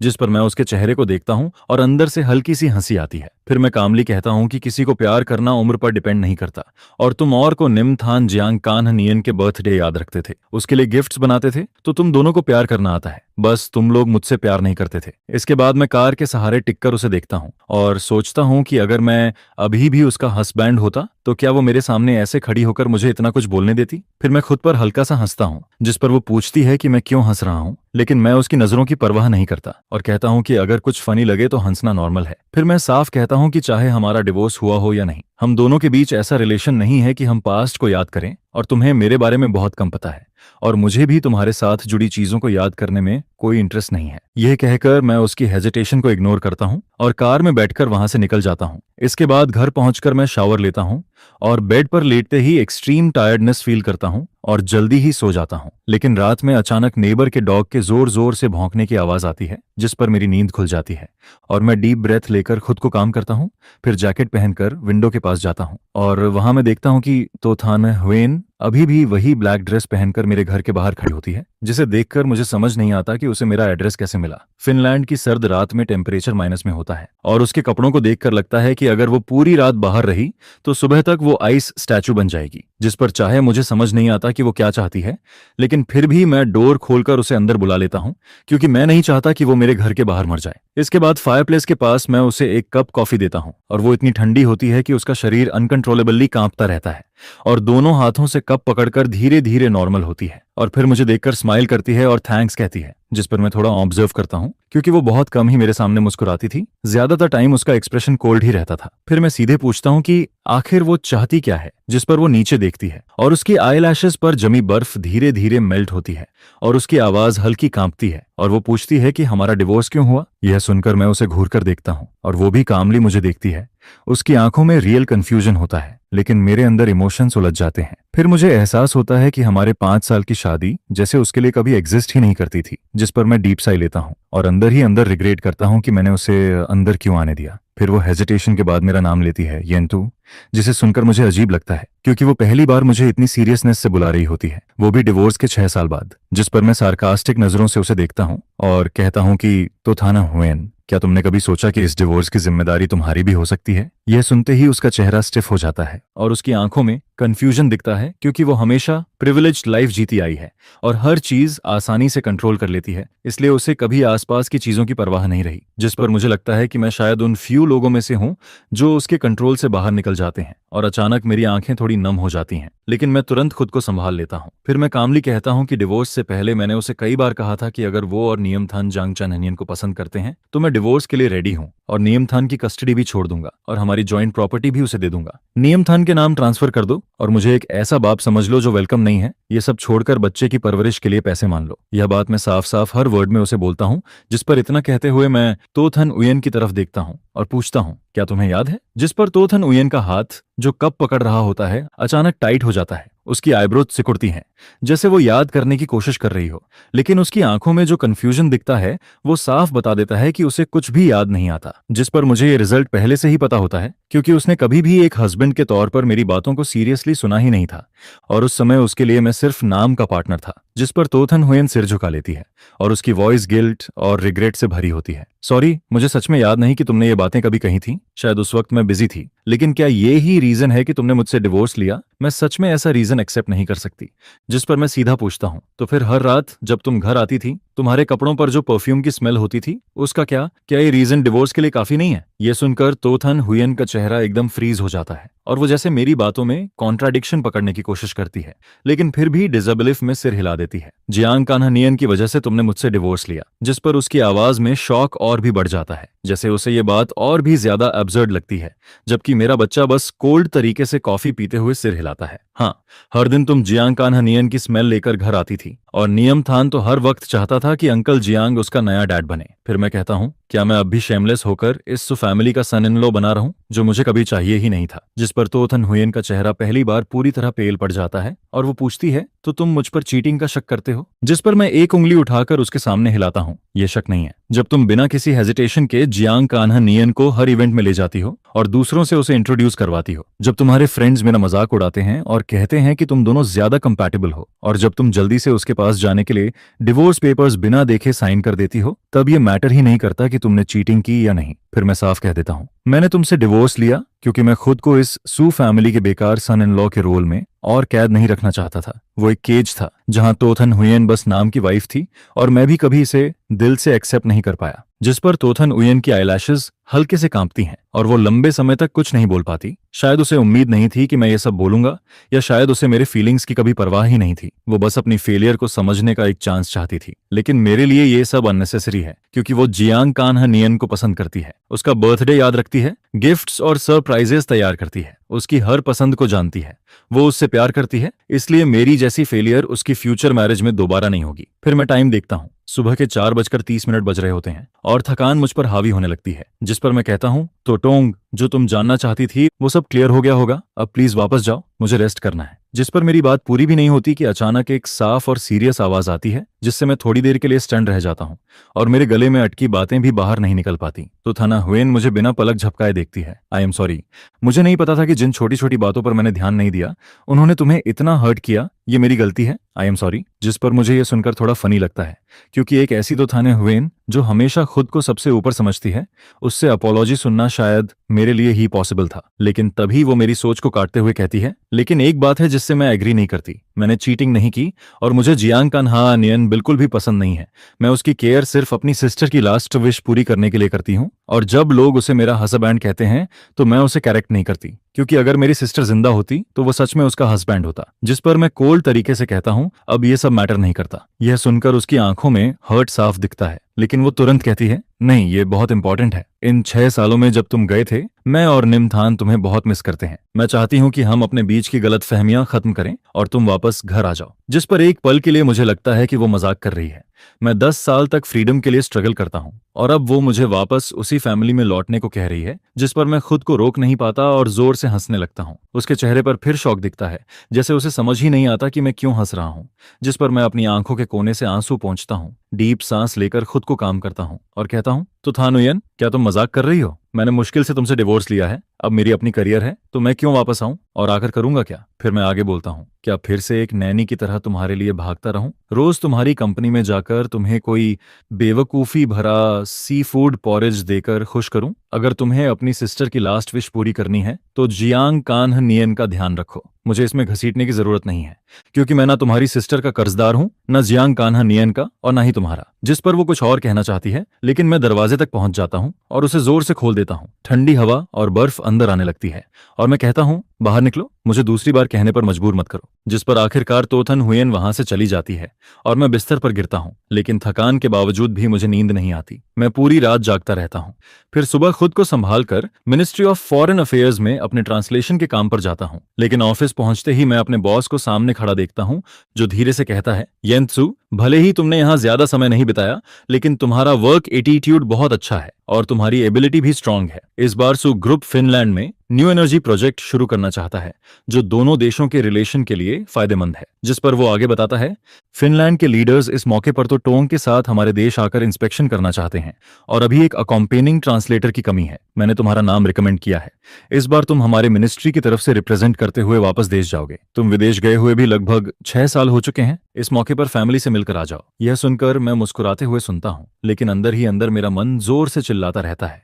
जिस पर मैं सोचता हूँ कि ये सब तो थाना उयेन की वजह से हुआ है। वो आते ही इतनी सारी प्रॉब्लम्स खड़ी कर देती है, जिसके बाद मजबूरी में मैं हल्की मुस्कान के साथ खड़ा हो जाता हूँ। मैडम, आप टेंशन मत लीजिए, मैं टास्क जरूर कंप्लीट करूंगा। यह बोलकर उसी दोपहर मैं तो थान यूएन और इंस्पेक्शन टीम के साथ प्राइवेट जेट से वापस देश लौटने लगता हूँ। जिस पर पता नहीं किसने सीटिंग अरेंज की होती है कि मेरे और तो थान ह्यूएन के बीच सिर्फ एक आर्मरेस्ट का डिस्टेंस होता है। जिस पर मैं थकान में अपनी आंखों को दबाता हूँ और मुंह फेर लेता हूँ, उसकी तरफ देखना भी नहीं चाहता, जबकि हम दोनों ने पूरी रात नहीं सोया होता। फिर भी उसके चेहरे पर जरा भी थकान नहीं दिखती। थोड़ी देर बाद अचानक मेरे ऊपर एक सॉफ्ट और थिक ब्लैंकेट डाल दिया जाता है, जिस पर तो थाना उयेन बहुत केयरफुली उसे एडजस्ट करती है, जैसे मुझे जगाना नहीं चाहती हो। लेकिन मैं सोया नहीं होता, बस उसे देखना अवॉइड कर रहा होता हूँ। मेरे लिए वो कभी एक ऐसी इंसान थी जिसे मैं दिल से पसंद करता था और एडमायर करता था, लेकिन वही मेरे लिए एक केज भी बन गई थी, जिस पर डिवोर्स पेपर्स साइन करने के उसी पल से हमारे बीच का रिश्ता पूरी तरह खत्म हो चुका था। लेकिन मुझे उम्मीद नहीं थी कि प्लेन से उतरते ही मैं उस इंसान को देखूंगा जिससे अब सिर्फ खून का रिश्ता बचा है। निमथान अपनी ग्रैंडमदर का हाथ पकड़े वेटिंग एरिया में खड़ा होता है, जो अब 9 साल का हो चुका है, और उसकी आंखें रो रो कर लाल हो चुकी होती हैं। जैसे ही वो मुझे देखता है, जोर से चिल्लाता है, पापा। जिस पर इंस्पेक्शन टीम के लीडर्स एक दूसरे को कंफ्यूज्ड होकर देखते हैं और कोई धीरे से पूछता है कि ये क्या हो रहा है। जिस पर मैं काम तरीके से मुस्कुराते हुए कहता हूँ, ये बच्चा शायद अपने पापा से बिछड़ गया है। जिस पर बगल में खड़ी तो थन हुएन धीमी आवाज में कहती है, तो उसे फिनिश लैंग्वेज समझ आती है। सोनियम थन मेरी तरफ दौड़ने की कोशिश करता है, लेकिन उसकी ग्रैंडमदर उसे पकड़कर रोक लेती है और वो लेडी अपनी इमेज बनाए रखते हुए उसे वहां से ले जाती है। जिस पर साफ समझ आता है कि वो हमें मिलाने नहीं आई थी। शायद वो नियम थान का यूज करके मुझसे कुछ करवाना चाहती थी, लेकिन अब मेरे पास उसकी बात मानने की कोई वजह नहीं होती। इसके बाद कुछ दिन तक फिनलैंड डेलीगेशन के साथ तो ग्रुप का विजिट स्मूथली चलता है, क्योंकि काम के मामले में तो थाने हुएन कभी गलती नहीं करती, लेकिन जैसे ही इंस्पेक्शन खत्म होता है वो सीधे मेरे पास आ जाती है। क्या तुम मेरे साथ घर चलकर नियम थान से मिलना चाहोगे? वो तुम्हें बहुत मिस करता है। यह सुनकर मैं हल्की आवाज में कहता हूँ, मुझे मिस करता है? मैं तो बस नाम का बाप था। वो तो मुझे पहले से पसंद नहीं करता था और अब मैं 6 साल तक गायब रहा तो उसे मुझसे और नफरत होनी चाहिए। फिर मैं आगे कहता हूँ, वैसे भी उसे जियांग कान्हा नियन को अपना डैड बनाना पसंद है, तो तुम उसी से शादी कर लो। इससे तुम्हारी विश भी पूरी हो जाएगी और तुम्हारा फ्यूचर हस्बैंड भी बच्चे का ख्याल रख लेगा। जिस पर तो थाने हुएन थक कर एक लंबी सांस लेती है। क्या हमें ऐसे ही बात करनी पड़ेगी? मैं सीधे उसकी आंखों में देखकर कहता हूँ, अगर तुम्हें पसंद नहीं तो हम बात ही नहीं करते। यह बोलकर मैं अपना सामान उठाता हूँ और सीधे होटल लौट जाता हूँ, क्योंकि तो फैमिली वापस जाने का कोई रीजन नहीं होता। इसके बाद मुझे पता चलता है कि मेरा बेस्ट फ्रेंड भी देश में है, जिस पर मेरा मूड अच्छा हो जाता है और मैं तुरंत उससे मिलने निकल पड़ता हूँ। जिस पर मिलते ही उसकी आंखों में एक्साइटमेंट आ जाता है। वो मेरा हाथ पकड़कर मुझे घुमाकर देखता है और फिर जोर से गले लगा लेता है। यार, अब तू अपने असली रूप में दिख रहा है। 6 साल बाद मिल रहे हैं, आज तो खूब बातें होंगी। जिस पर हम बातें करते करते घंटों गुजार देते हैं, लेकिन तभी अचानक मेरा फोन बजता है। एक अननोन नंबर होता है, जिस पर मैं थोड़ी देर हेजिटेट करता हूँ, फिर कॉल उठा लेता हूँ। दूसरी तरफ से आवाज आती है, हेलो, क्या आपको निमथान के फादर हैं? मैं उसका क्लास टीचर बोल रही हूँ। उसने स्कूल में किसी बच्चे से फाइट की है।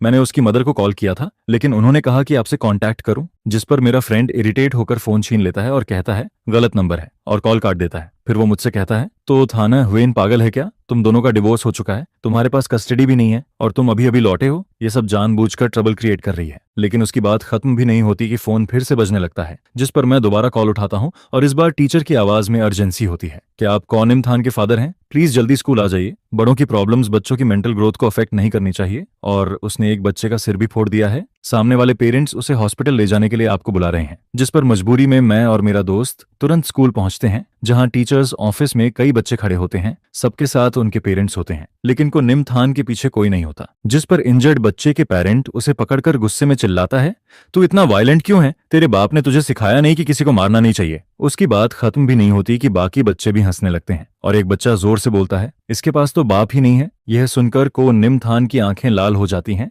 और वो गुस्से में एक छोटे भेड़िए की तरह फिर से लड़ने को दौड़ पड़ता है, जिससे साफ लगता है कि उसे प्रॉपर मार्शल आर्ट्स ट्रेनिंग दी गई है। लेकिन सामने वाले बच्चे के पास पेरेंट्स का सपोर्ट होता है। फिर अचानक उसकी नजर दरवाजे पर खड़े मुझ पर पड़ती है। उसकी आंखें तुरंत भर जाती हैं, लेकिन वो अपने होंठ काटकर आंसू रोकता है, मुंह फेर कर खुद खड़ा हो जाता है। जिस पर मैं उसके एटीट्यूड की परवाह नहीं करता और अंदर जाकर सबको देखते हुए कामली कहता हूँ, मैं को निमथान का बायोलॉजिकल फादर हूँ, लेकिन मैं उसकी मदर से डिवोर्स ले चुका हूँ और मेरे पास उसकी कस्टडी नहीं है। कंपेंसेशन की बात करनी है तो उसकी मदर तो थान यूएन से कांटेक्ट करें। यह सुनते ही कौन निमथान शौक में ऊपर देखता है, लेकिन तुरंत सिर झुका लेता है। उसकी आंखों में आंसू आ जाते हैं और वो उन्हें छिपाने की कोशिश करता है, जिस पर मुझे अजीब लगता है, क्योंकि यही बच्चा पहले मुझे अपनी मदर से डिवोर्स लेने के लिए कहता था और अब खुद रो रहा है। जैसे ही तोथन उयन का नाम आता है, बाकी पेरेंट्स एक दूसरे को देखते हैं और उनका एटीट्यूड तुरंत नरम पड़ जाता है, क्योंकि उसका नाम फाइनेंशियल न्यूज में हमेशा टॉप पर रहता है और बहुत कम लोग होंगे जो उसे नहीं जानते। ऐसी छोटी प्रॉब्लम उसके लिए कुछ भी नहीं है, भले ही वो खुद ना आए फिर भी आसानी से सॉल्व हो सकती है। लेकिन उसने ये मैटर जानबूझकर मेरी तरफ धकेल दिया। शायद वो सोचती है कि इससे मेरे अंदर का फादरली फीलिंग जाग जाएगा। क्या वो ये भूल गई है कि प्यार हमेशा दोनों तरफ से होना चाहिए? यह बात मेरे दिमाग में चलती है। तभी कोई पेरेंट मुझसे कहता है, को निमथान के फादर, चाहे आपका तो टोंग से डिवोर्स हो गया हो, लेकिन बच्चे ने किसी को मारा है, आपको हमें एक एक्सप्लेनेशन देना ही होगा। जिस पर मैं हल्का सा सिर हिलाता हूँ और मेरी नजर को निमथान पर जाती है। तुमने लड़ाई क्यों की? जिस पर वो जिद में खड़ा रहता है, कुछ बोलता ही नहीं। जिस पर मैं ठंडे लहजे में कहता हूँ, अगर बोलना नहीं है तो अपनी माँ के आने तक वेट करो। मेरे पास इतना टाइम नहीं है कि मैं यहाँ तुम्हारे साथ वेस्ट करूँ। मेरी बात खत्म भी नहीं होती कि वो अचानक भड़क जाता है, जैसे कोई छोटा जानवर छेड़ दिया गया हो। उन्होंने कहा कि मेरा कोई बाप नहीं है, अब आप खुश हो गए? फिर वो चिल्लाता है, मम्मी जियांग कान्हा नियन से शादी क्यों नहीं करती? वो आप जैसे नहीं है जो मुझे छोड़कर चले गए। मुझे आपसे नफरत है। जिस पर मैं उसे चिल्लाने देता हूँ और फिर हल्का सा भौहें सिकोड़कर कहता हूँ, जब मैं और तुम्हारी माँ साथ थे तब भी तुम जियांग कान्हा नियन को अपना बाप बनाना चाहते थे। अब जब हम डिवोर्स हो चुके हैं तो तुम जिसे चाहो अपना बाप बना लो, मुझे फर्क नहीं पड़ता। जिस पर आसपास खड़े पेरेंट्स आपस में बातें करने लगते हैं। उनकी विस्पर्स साफ सुनाई देती हैं। इतना छोटा बच्चा और अपने पेरेंट्स को डिवोर्स के लिए उकसाता है, तभी इसका बाप इसे नहीं चाहता। और कोई कहता है, वो जियांग कान्हा नियन, मैंने उसे इवेंट्स में तो टोंग के साथ देखा है। मैं तो उसे उसका हस्बैंड समझता था, पता चला वो थर्ड पर्सन है। ये बातें को निमथान के कानों में पड़ती हैं और वो रेबेलियन एज में होने की वजह से खुद को रोक नहीं पाता, बाहर भागने की कोशिश करता है, लेकिन कुछ कदम बाद रुक जाता है। जिस पर अचानक तो थाने ह्वेन असिस्टेंट और बॉडीगार्ड्स के साथ अंदर आती है। उसका चेहरा बिल्कुल एक्सप्रेशनलेस होता है, लेकिन उसकी प्रेजेंस इतनी हैवी होती है कि पूरा ऑफिस शांत हो जाता है और वो ठंडी नजरों से सबको देखते हुए पूछती है, क्या हो रहा है यहाँ? जिस पर कोई कुछ नहीं बोलता और कौ निम थान भी डर के मारे सिर झुका लेता है, जोर से सांस लेने की हिम्मत भी नहीं करता। मैं कैजुअली उसे देखता हूँ और कहता हूँ, अच्छा हुआ तुम आ गई, गार्डियन होने के नाते ये मैटर तुम्हें हैंडल करना चाहिए, मैं चलता हूँ। यह कहकर मैं वहां से निकल जाता हूँ, चाहे वो दोनों पीछे से मुझे पुकारते ही क्यों न रहें। जिस पर मेरा दोस्त मुझे देखकर गुस्से में बोलता है, उस नालायक बच्चे के लिए तू क्यों परेशान हो रहा है? तुझे पता भी है जब तू गया था वो जियांग कान्हनियन को अपना नया बाप बनाने के लिए जिद कर रहा था, तो थानवेन ने उसे थप्पड़ मारा तो वो घर छोड़कर भागने चला गया था, लगभग किडनैप हो जाता। जियांग कान्हनियन ने उसे बचाया था। दोनों की बॉन्डिंग तो बहुत स्ट्रांग है। जिस पर मैं और मेरा दोस्त सीधे बाहर चले जाते हैं और स्कूल वाली बात को मैं जल्दी ही भूल जाता हूँ। लेकिन जब हम दोनों नशे में बाहर निकलते हैं तभी सामने तो थान उयेन और को निम थान खड़े मिलते हैं। वो उसका हाथ पकड़े काफी देर से बाहर वेट कर रही होती है और मुझे देखते ही उसकी आंखों में हल्का सा इमोशन आता है। येंत्सु, हमें बात करनी है। मैं उसका स्टबर्न नेचर जानता हूँ, इसलिए टाइम वेस्ट नहीं करना चाहता। जिस पर मैं अपने दोस्त को कैब लेकर भेज देता हूँ और खुद उनकी कार में बैठ जाता हूँ। को निम थान फ्रंट सीट पर बैठता है और मैं तो थान ह्वेन के साथ पीछे। जिस पर कार के अंदर का माहौल इतना हैवी हो जाता है कि ड्राइवर की निगलने की आवाज तक सुनाई देती है। थोड़ी देर बाद कार एक रेस्टोरेंट के सामने रुकती है। वेटर डोर खोलने आता है, लेकिन तो थान उयेन खुद पहले डोर खोल देती है। जिस पर मैं उसका हाथ इग्नोर करके बाहर निकल जाता हूँ। ये वही रेस्टोरेंट होता है जो मैंने 6 साल पहले अपने बर्थडे पर बुक किया था, जिस पर मैंने उसे इनवाइट किया था, लेकिन वो नहीं आई, बल्कि उसी दिन उसने जियांग कान्हनियन के लिए पूरा रेस्टोरेंट बुक कर लिया था और मुझे एक खाना तक नसीब नहीं हुआ था। और अब 6 साल बाद वो मेरे लिए खुद ये सब अरेंज कर रही है, लेकिन अब मुझे इन चीजों की जरूरत नहीं है। मैं बैठते ही सीधे बोलता हूँ, जो कहना है सीधे कहो, लेकिन पहले ही क्लियर कर दूं, ना तो कस्टडी ट्रांसफर होगा ना ही रीमैरिज। जिस पर तोथन हुएन थोड़ी देर चुप रहती है, जैसे कुछ कहना चाहती हो लेकिन रुक जाती है। और को निमथान मुझे घूरता है, उसकी आंखें लाल हो जाती हैं जैसे रोने वाला हो, लेकिन अब मैं उसकी रोने की आदत से डिस्टर्ब नहीं होता। फिर आखिरकार तोथन हुएन बोलती है, अगर तुम्हें मैं पसंद नहीं थी तो तुमने मुझसे शादी क्यों की? मैं हमेशा सोचती थी कि हम परफेक्ट मैच हैं और तुम सबसे सूटेबल सन इन लॉ थे। जिस पर उसकी आंखों में हल्का दर्द दिखता है, लेकिन मैं अपने पास्ट की ठंडी यादों में खो जाता हूँ। तुम नहीं जानती कि मैं बचपन से टॉप स्टूडेंट था, लेकिन मुझे पढ़ाई पसंद नहीं थी। 16 साल की उम्र से ही तुम्हारे फैमिली ने मुझे चुन लिया था ताकि मुझे ट्रेन करके अपना सन इन लॉ बनाया जा सके। फिर मैं आगे कहता हूँ, मैंने इस अरेंजमेंट के खिलाफ रिबेल किया, अर्ली रिलेशनशिप में पड़ा और मुझे रिफॉर्म स्कूल भेज दिया गया। जब तक हमारी शादी का टाइम नहीं आया तब तक मुझे वहीं रखा गया। जिस पर मैं ठंडी आवाज में बोलता हूँ, वो मेमोरीज आज भी मैं याद नहीं करना चाहता, इसलिए मैं कभी तुम्हारा हस्बैंड बनना नहीं चाहता था, न पहले न अब। फिर मैं कहता हूँ, मैंने कभी हैप्पी फैमिली का सपना जरूर देखा था, लेकिन तुम्हारे फैमिली ने खुद उसे तोड़ दिया और मुझे समझ आ गया कि तो फैमिली एक केज है जहां अगर मैं नहीं निकला तो पूरी जिंदगी कैद रहूंगा। अब मेरी अपनी नई जिंदगी है और तुम लोग बस इतना करो कि मुझे डिस्टर्ब मत करो। यह कहकर मैं उठ जाता हूँ। फिर आखिरी में कहता हूँ, और ये रेस्टोरेंट 6 साल पहले की उस रात के बाद से मुझे इससे नफरत है। यह बोलकर मैं बिना उन्हें कुछ कहने का मौका दिए बाहर निकल जाता हूँ। जिस पर पीछे से उसकी रोती हुई आवाज आती है, मुझे नहीं पता था कि तुमने इतना सब सहा है, लेकिन अगर तुमने कभी हैप्पी मैरिड लाइफ चाही थी तो क्या इसका मतलब है कि तुमने कभी मुझे पसंद किया था? और अगर ऐसा है तो क्या हम फिर से शुरुआत कर सकते हैं? जिस पर मैं पीछे मुड़कर भी नहीं देखता और कोई जवाब भी नहीं देता। लेकिन अगले दिन दोपहर में अचानक मेरा वो फादर, जिससे मैं लंबे समय से नहीं मिला था, मेरे पास आ जाता है। उसके चेहरे पर गिल्ट और खुशामद भरी मुस्कान होती है। तू इतने साल कहाँ था? घर पर एक फोन भी नहीं किया। जिस पर मैं उसके सफेद होते बालों को देखता हूँ और समझ नहीं पाता कि मेरे दिल में क्या चल रहा है। जो आदमी पहले मुझे कंट्रोल करता था आज वही मेरे सामने झुकता दिखता है और मुझे एहसास होता है कि मेरा पास्ट उतना अजेय नहीं था जितना मैं समझता था। फिर मैं ठंडे लहजे में कहता हूँ, कुसर, जो कहना है सीधे कहिए, घुमा फिराकर बात करने की जरूरत नहीं है। वो आदमी शायद ये एक्सपेक्ट नहीं करता कि मैं इतने शार्प टोन में बात करता हूँ। जिस पर उसके चेहरे की स्माइल एकदम स्टिफ हो जाती है और वो अपने एक्सप्रेशन को संभाल भी नहीं पाता। बाप इस बार आता है तो कहता है, कोई खास काम नहीं है, बस ये सोचकर आया हूं कि तू इतने सालों से घर नहीं आया, तो क्या अब घर आकर एक बार साथ खाना खा सकता है? जिस पर वो आगे बोलता है कि आजकल सुबॉस हमारे घर पर काफी ध्यान दे रही है और वो क्लियरली देख पा रहा है कि उसके दिल में अभी भी मेरे लिए फीलिंग्स है। फिर वो कहता है कि पहले जब डिवोर्स हुआ था तब मैंने परिवार से बिना बात किए ही फैसला ले लिया और इस बार जब मैं वापस आया हूं तो क्यों ना दोनों परिवार बैठकर बात करें। जिसके साथ वो ये भी याद दिलाता है कि जब मैं 16 साल का था तभी से मेरा मैरिज सुटोंग के साथ तय कर दिया गया था। ये सुनकर मैं उसकी बातों का हिडन मतलब समझ जाता हूँ। जिस पर मेरी स्माइल और भी कोल्ड हो जाती है और मैं पूछता हूँ, क्या वो ये कहना चाहता है कि मैं और सू चिंगशुआन फिर से शादी कर लें? जिस पर गूफ फादर तुरंत सिर हिलाता है और उसकी वो चालाक आंखें फिर से प्लानिंग से भर जाती हैं, जिसे देखकर मैं हल्का सा हंस देता हूं और ताना मारता हूं।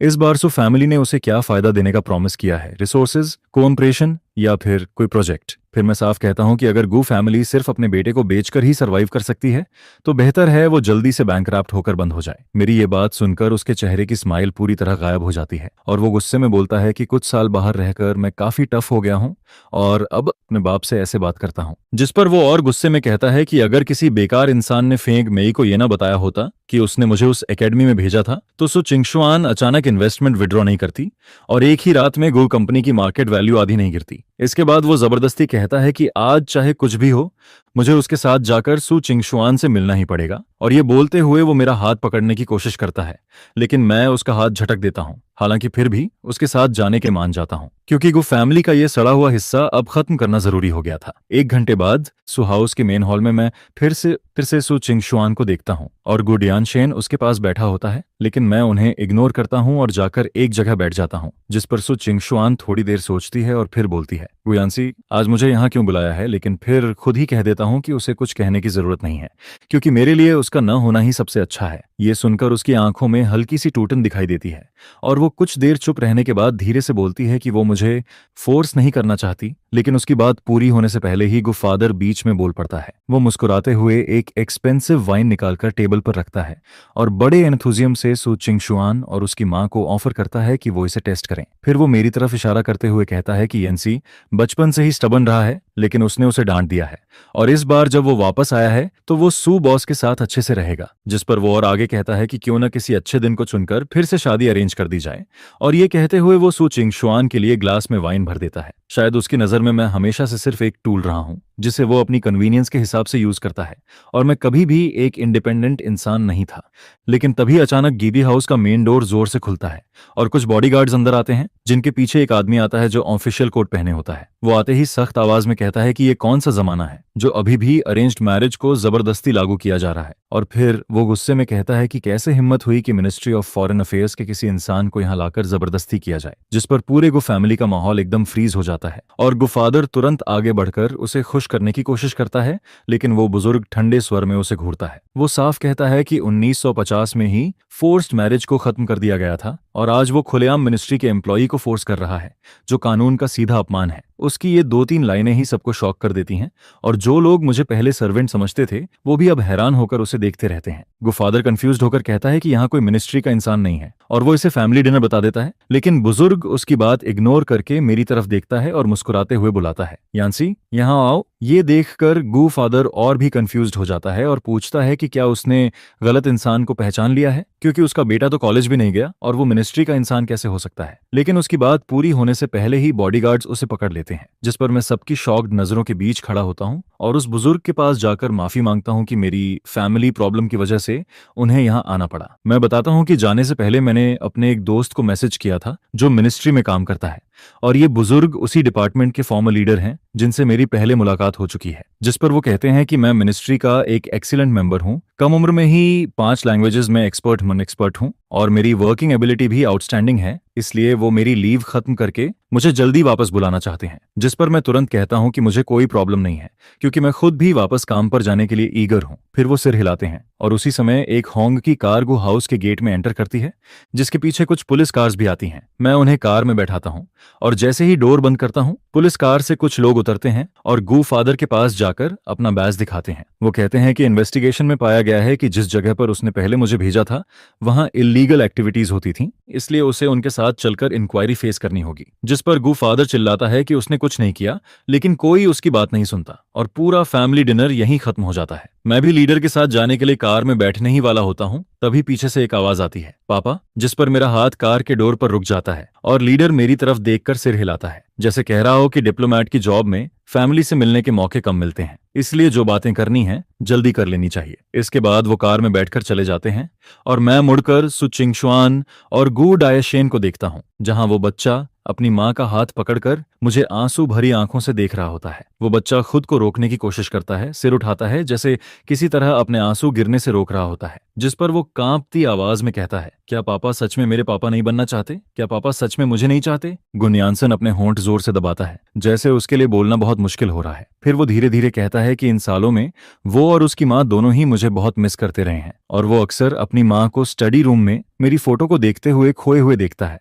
और जो बातें उसने पहले कही थीं, वो इसलिए क्योंकि वो समझदार नहीं था, जिसके साथ वो पूछता है, क्या मैं उसे माफ कर सकता हूँ? उसे देखकर मेरे दिल में हल्का सा दर्द उठता है, क्योंकि आखिर वो मेरा ही बेटा है और उसके लिए कुछ फील न करना नामुमकिन होता है। लेकिन अब मैं भले ही सब कुछ छोड़ चुका हूं, फिर भी अपने पुराने दोस्त की जगह लेकर उसे माफ नहीं कर सकता, जिस पर मैं शांत और नरम नजरों से उसकी तरफ देखता हूं। मैं कहता हूं कि हमारे साथ बिताया गया समय बहुत कम था। उन 3 सालों में भी 1 साल ऐसा था जब उसे दुनिया की सही समझ नहीं थी, लेकिन फिर भी मैं हर दिन उसे गोद में उठाता था, उससे लगातार बातें करता था, हालांकि उसे शायद कुछ भी याद नहीं है। फिर धीरे धीरे जब उसने दुनिया को समझना शुरू किया, तो उसके अंदर गलत सोच बनने लगती है, और मेरे उसके पिता होने से ज्यादा वो किसी और को अपना पापा बुलाना चाहता है। भले ही वो उस समय एक मासूम बच्चा था, लेकिन उस पल मेरा दर्द बिल्कुल रियल था, जो कभी फेक नहीं था। इसके बाद के 6 सालों में मैं उसकी जिंदगी में मौजूद नहीं था, और मैंने उसकी अपब्रीडिंग में भी कोई रोल नहीं निभाया, जिस पर सच कहूं तो मुझे उसे डांटने या सिखाने का कोई हक नहीं है। लेकिन फिर भी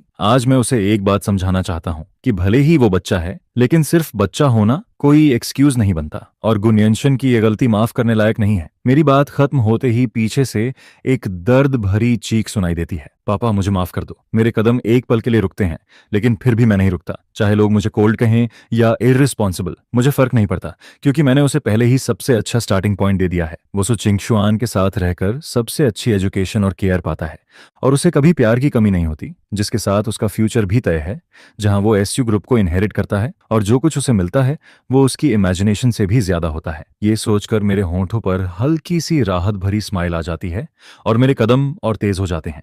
कुछ समय बाद जब मैं वापस लौटने वाला होता हूं, तब सु चिंगशुआन मुझे एयरपोर्ट पर छोड़ने आती है, और इस बार वो मुझसे दोबारा शादी के बारे में कुछ नहीं पूछती, बस चुपचाप मुझे देखती रहती है। फिर वो धीरे से कहती है, यान्सी, अगर सब कुछ फिर से शुरू हो सकता तो वो मुझे अच्छे से चेरिश करती, सच में मुझसे प्यार करती, न कि अब की तरह जहां सब खो देने के बाद पछतावा ही बचता है। वो कहती है कि उसे हमेशा लगता था कि मैं उसके पास ही रहूंगा, लेकिन उसने कभी ये नहीं सोचा कि उसके एक्शंस मुझे कभी खुश नहीं करते। फिर वो धीरे से कहती है, यान्सी, वो सच में सॉरी है। मैं उसे कोई जवाब नहीं देता, बस फ्लाइट डिस्प्ले की तरफ देखता हूँ और याद करता हूँ कि पिछली बार भी वो मुझे छोड़ने आई थी, लेकिन तब हम ठीक से गुड बाय भी नहीं कह पाए थे, जिस पर मैं कहता हूँ, सु चिंगशुआन, इस बार हम सही तरीके से गुड बाय कहते हैं।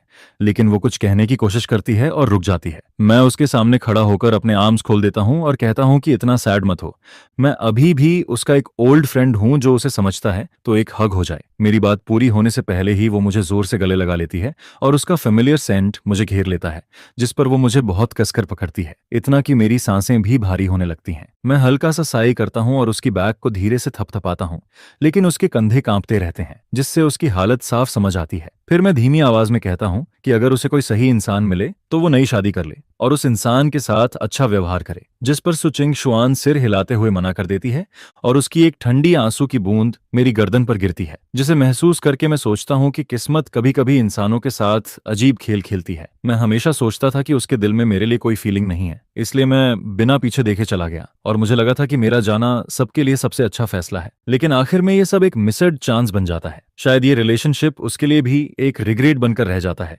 जिस पर वो मेरे कान के पास आकर धीमी आवाज में कहती है कि उसे बहुत दुख है, क्योंकि उसने पहले कभी मुझे ऐसे दिल से हग नहीं किया था। उस पल मेरी आंखें भी हल्की गर्म हो जाती हैं, लेकिन फिर मैं हल्की स्माइल के साथ कहता हूं कि अब ये सब मायने नहीं रखता और हमें आगे बढ़ना चाहिए, पीछे मुड़कर नहीं देखना चाहिए। जिस पर वो मेरा हाथ पकड़ती है और मेरी आंखों में देखकर कहती है कि वो दोबारा शादी नहीं करेगी और न्यानशेन का सिर्फ एक ही पापा रहेगा, क्योंकि वो जानती है कि अतीत ने मुझे बहुत हर्ट किया है। वो कहती है कि चाहे मैं उसे माफ न करूं, लेकिन वो और न्यानशन हमेशा मेरा इंतजार करेंगे, और अगर कभी मैं उनसे मिलना चाहूं तो उसे बता दूं। वो जहां भी होगी तुरंत न्यानशन को लेकर मेरे सामने आ जाएगी और उसका घर हमेशा मेरे लिए खुला रहेगा। उसकी बात पूरी भी नहीं होती कि एयरपोर्ट के एक पिलर के पीछे से न्यानशेन भागता हुआ आता है, जिसकी आंखें लाल हो रही होती हैं, और वो जोर से कहता है, पापा मुझे माफ कर दो, मैं आपका इंतजार करूंगा जब तक आप फिर से मेरे पापा बनने को रेडी नहीं होते। जिस पर मैं झुककर बैठ जाता हूं, जैसे पहले उसे मनाता था, और उसके आंसू धीरे से पोंछता हूं। फिर कहता हूँ, सॉरी न्यानशेन, मैं हमेशा तुम्हारे साथ नहीं रह सकता, लेकिन मैं हमेशा तुम्हारा पापा रहूंगा। कोई भी इस बात को बदल नहीं सकता, लेकिन एक पिता बनने से पहले मुझे खुद के लिए भी जीना है। उसी समय अनाउंसमेंट होती है कि फ्लाइट 5-2 के पैसेंजर्स बोर्डिंग के लिए गेट पर आएं और हेलसिंकी जाने वाली फ्लाइट अब बोर्डिंग शुरू कर चुकी है। जिस पर मैं खड़ा होता हूँ, आखिरी बार उसके सिर पर हाथ फेरता हूँ और सु चिंगशुआन की तरफ देखकर कहता हूँ, उसे घर ले जाओ। इतना कहकर मैं अपना छोटा सूटकेस उठाता हूँ और बिना पीछे देखे चल देता हूँ और फिर प्लेन आसमान में उड़ता है, बादलों के ऊपर निकलता है और नीचे पूरा शहर रोशनी की जाल जैसा चमकता रहता है। शायद खून का रिश्ता हमें फिर कभी मिलवाता है, लेकिन मेरा फैसला कभी नहीं बदलता, क्योंकि आगे का रास्ता बहुत लंबा है और इस बार मैं सिर्फ अपने लिए जीता हूँ।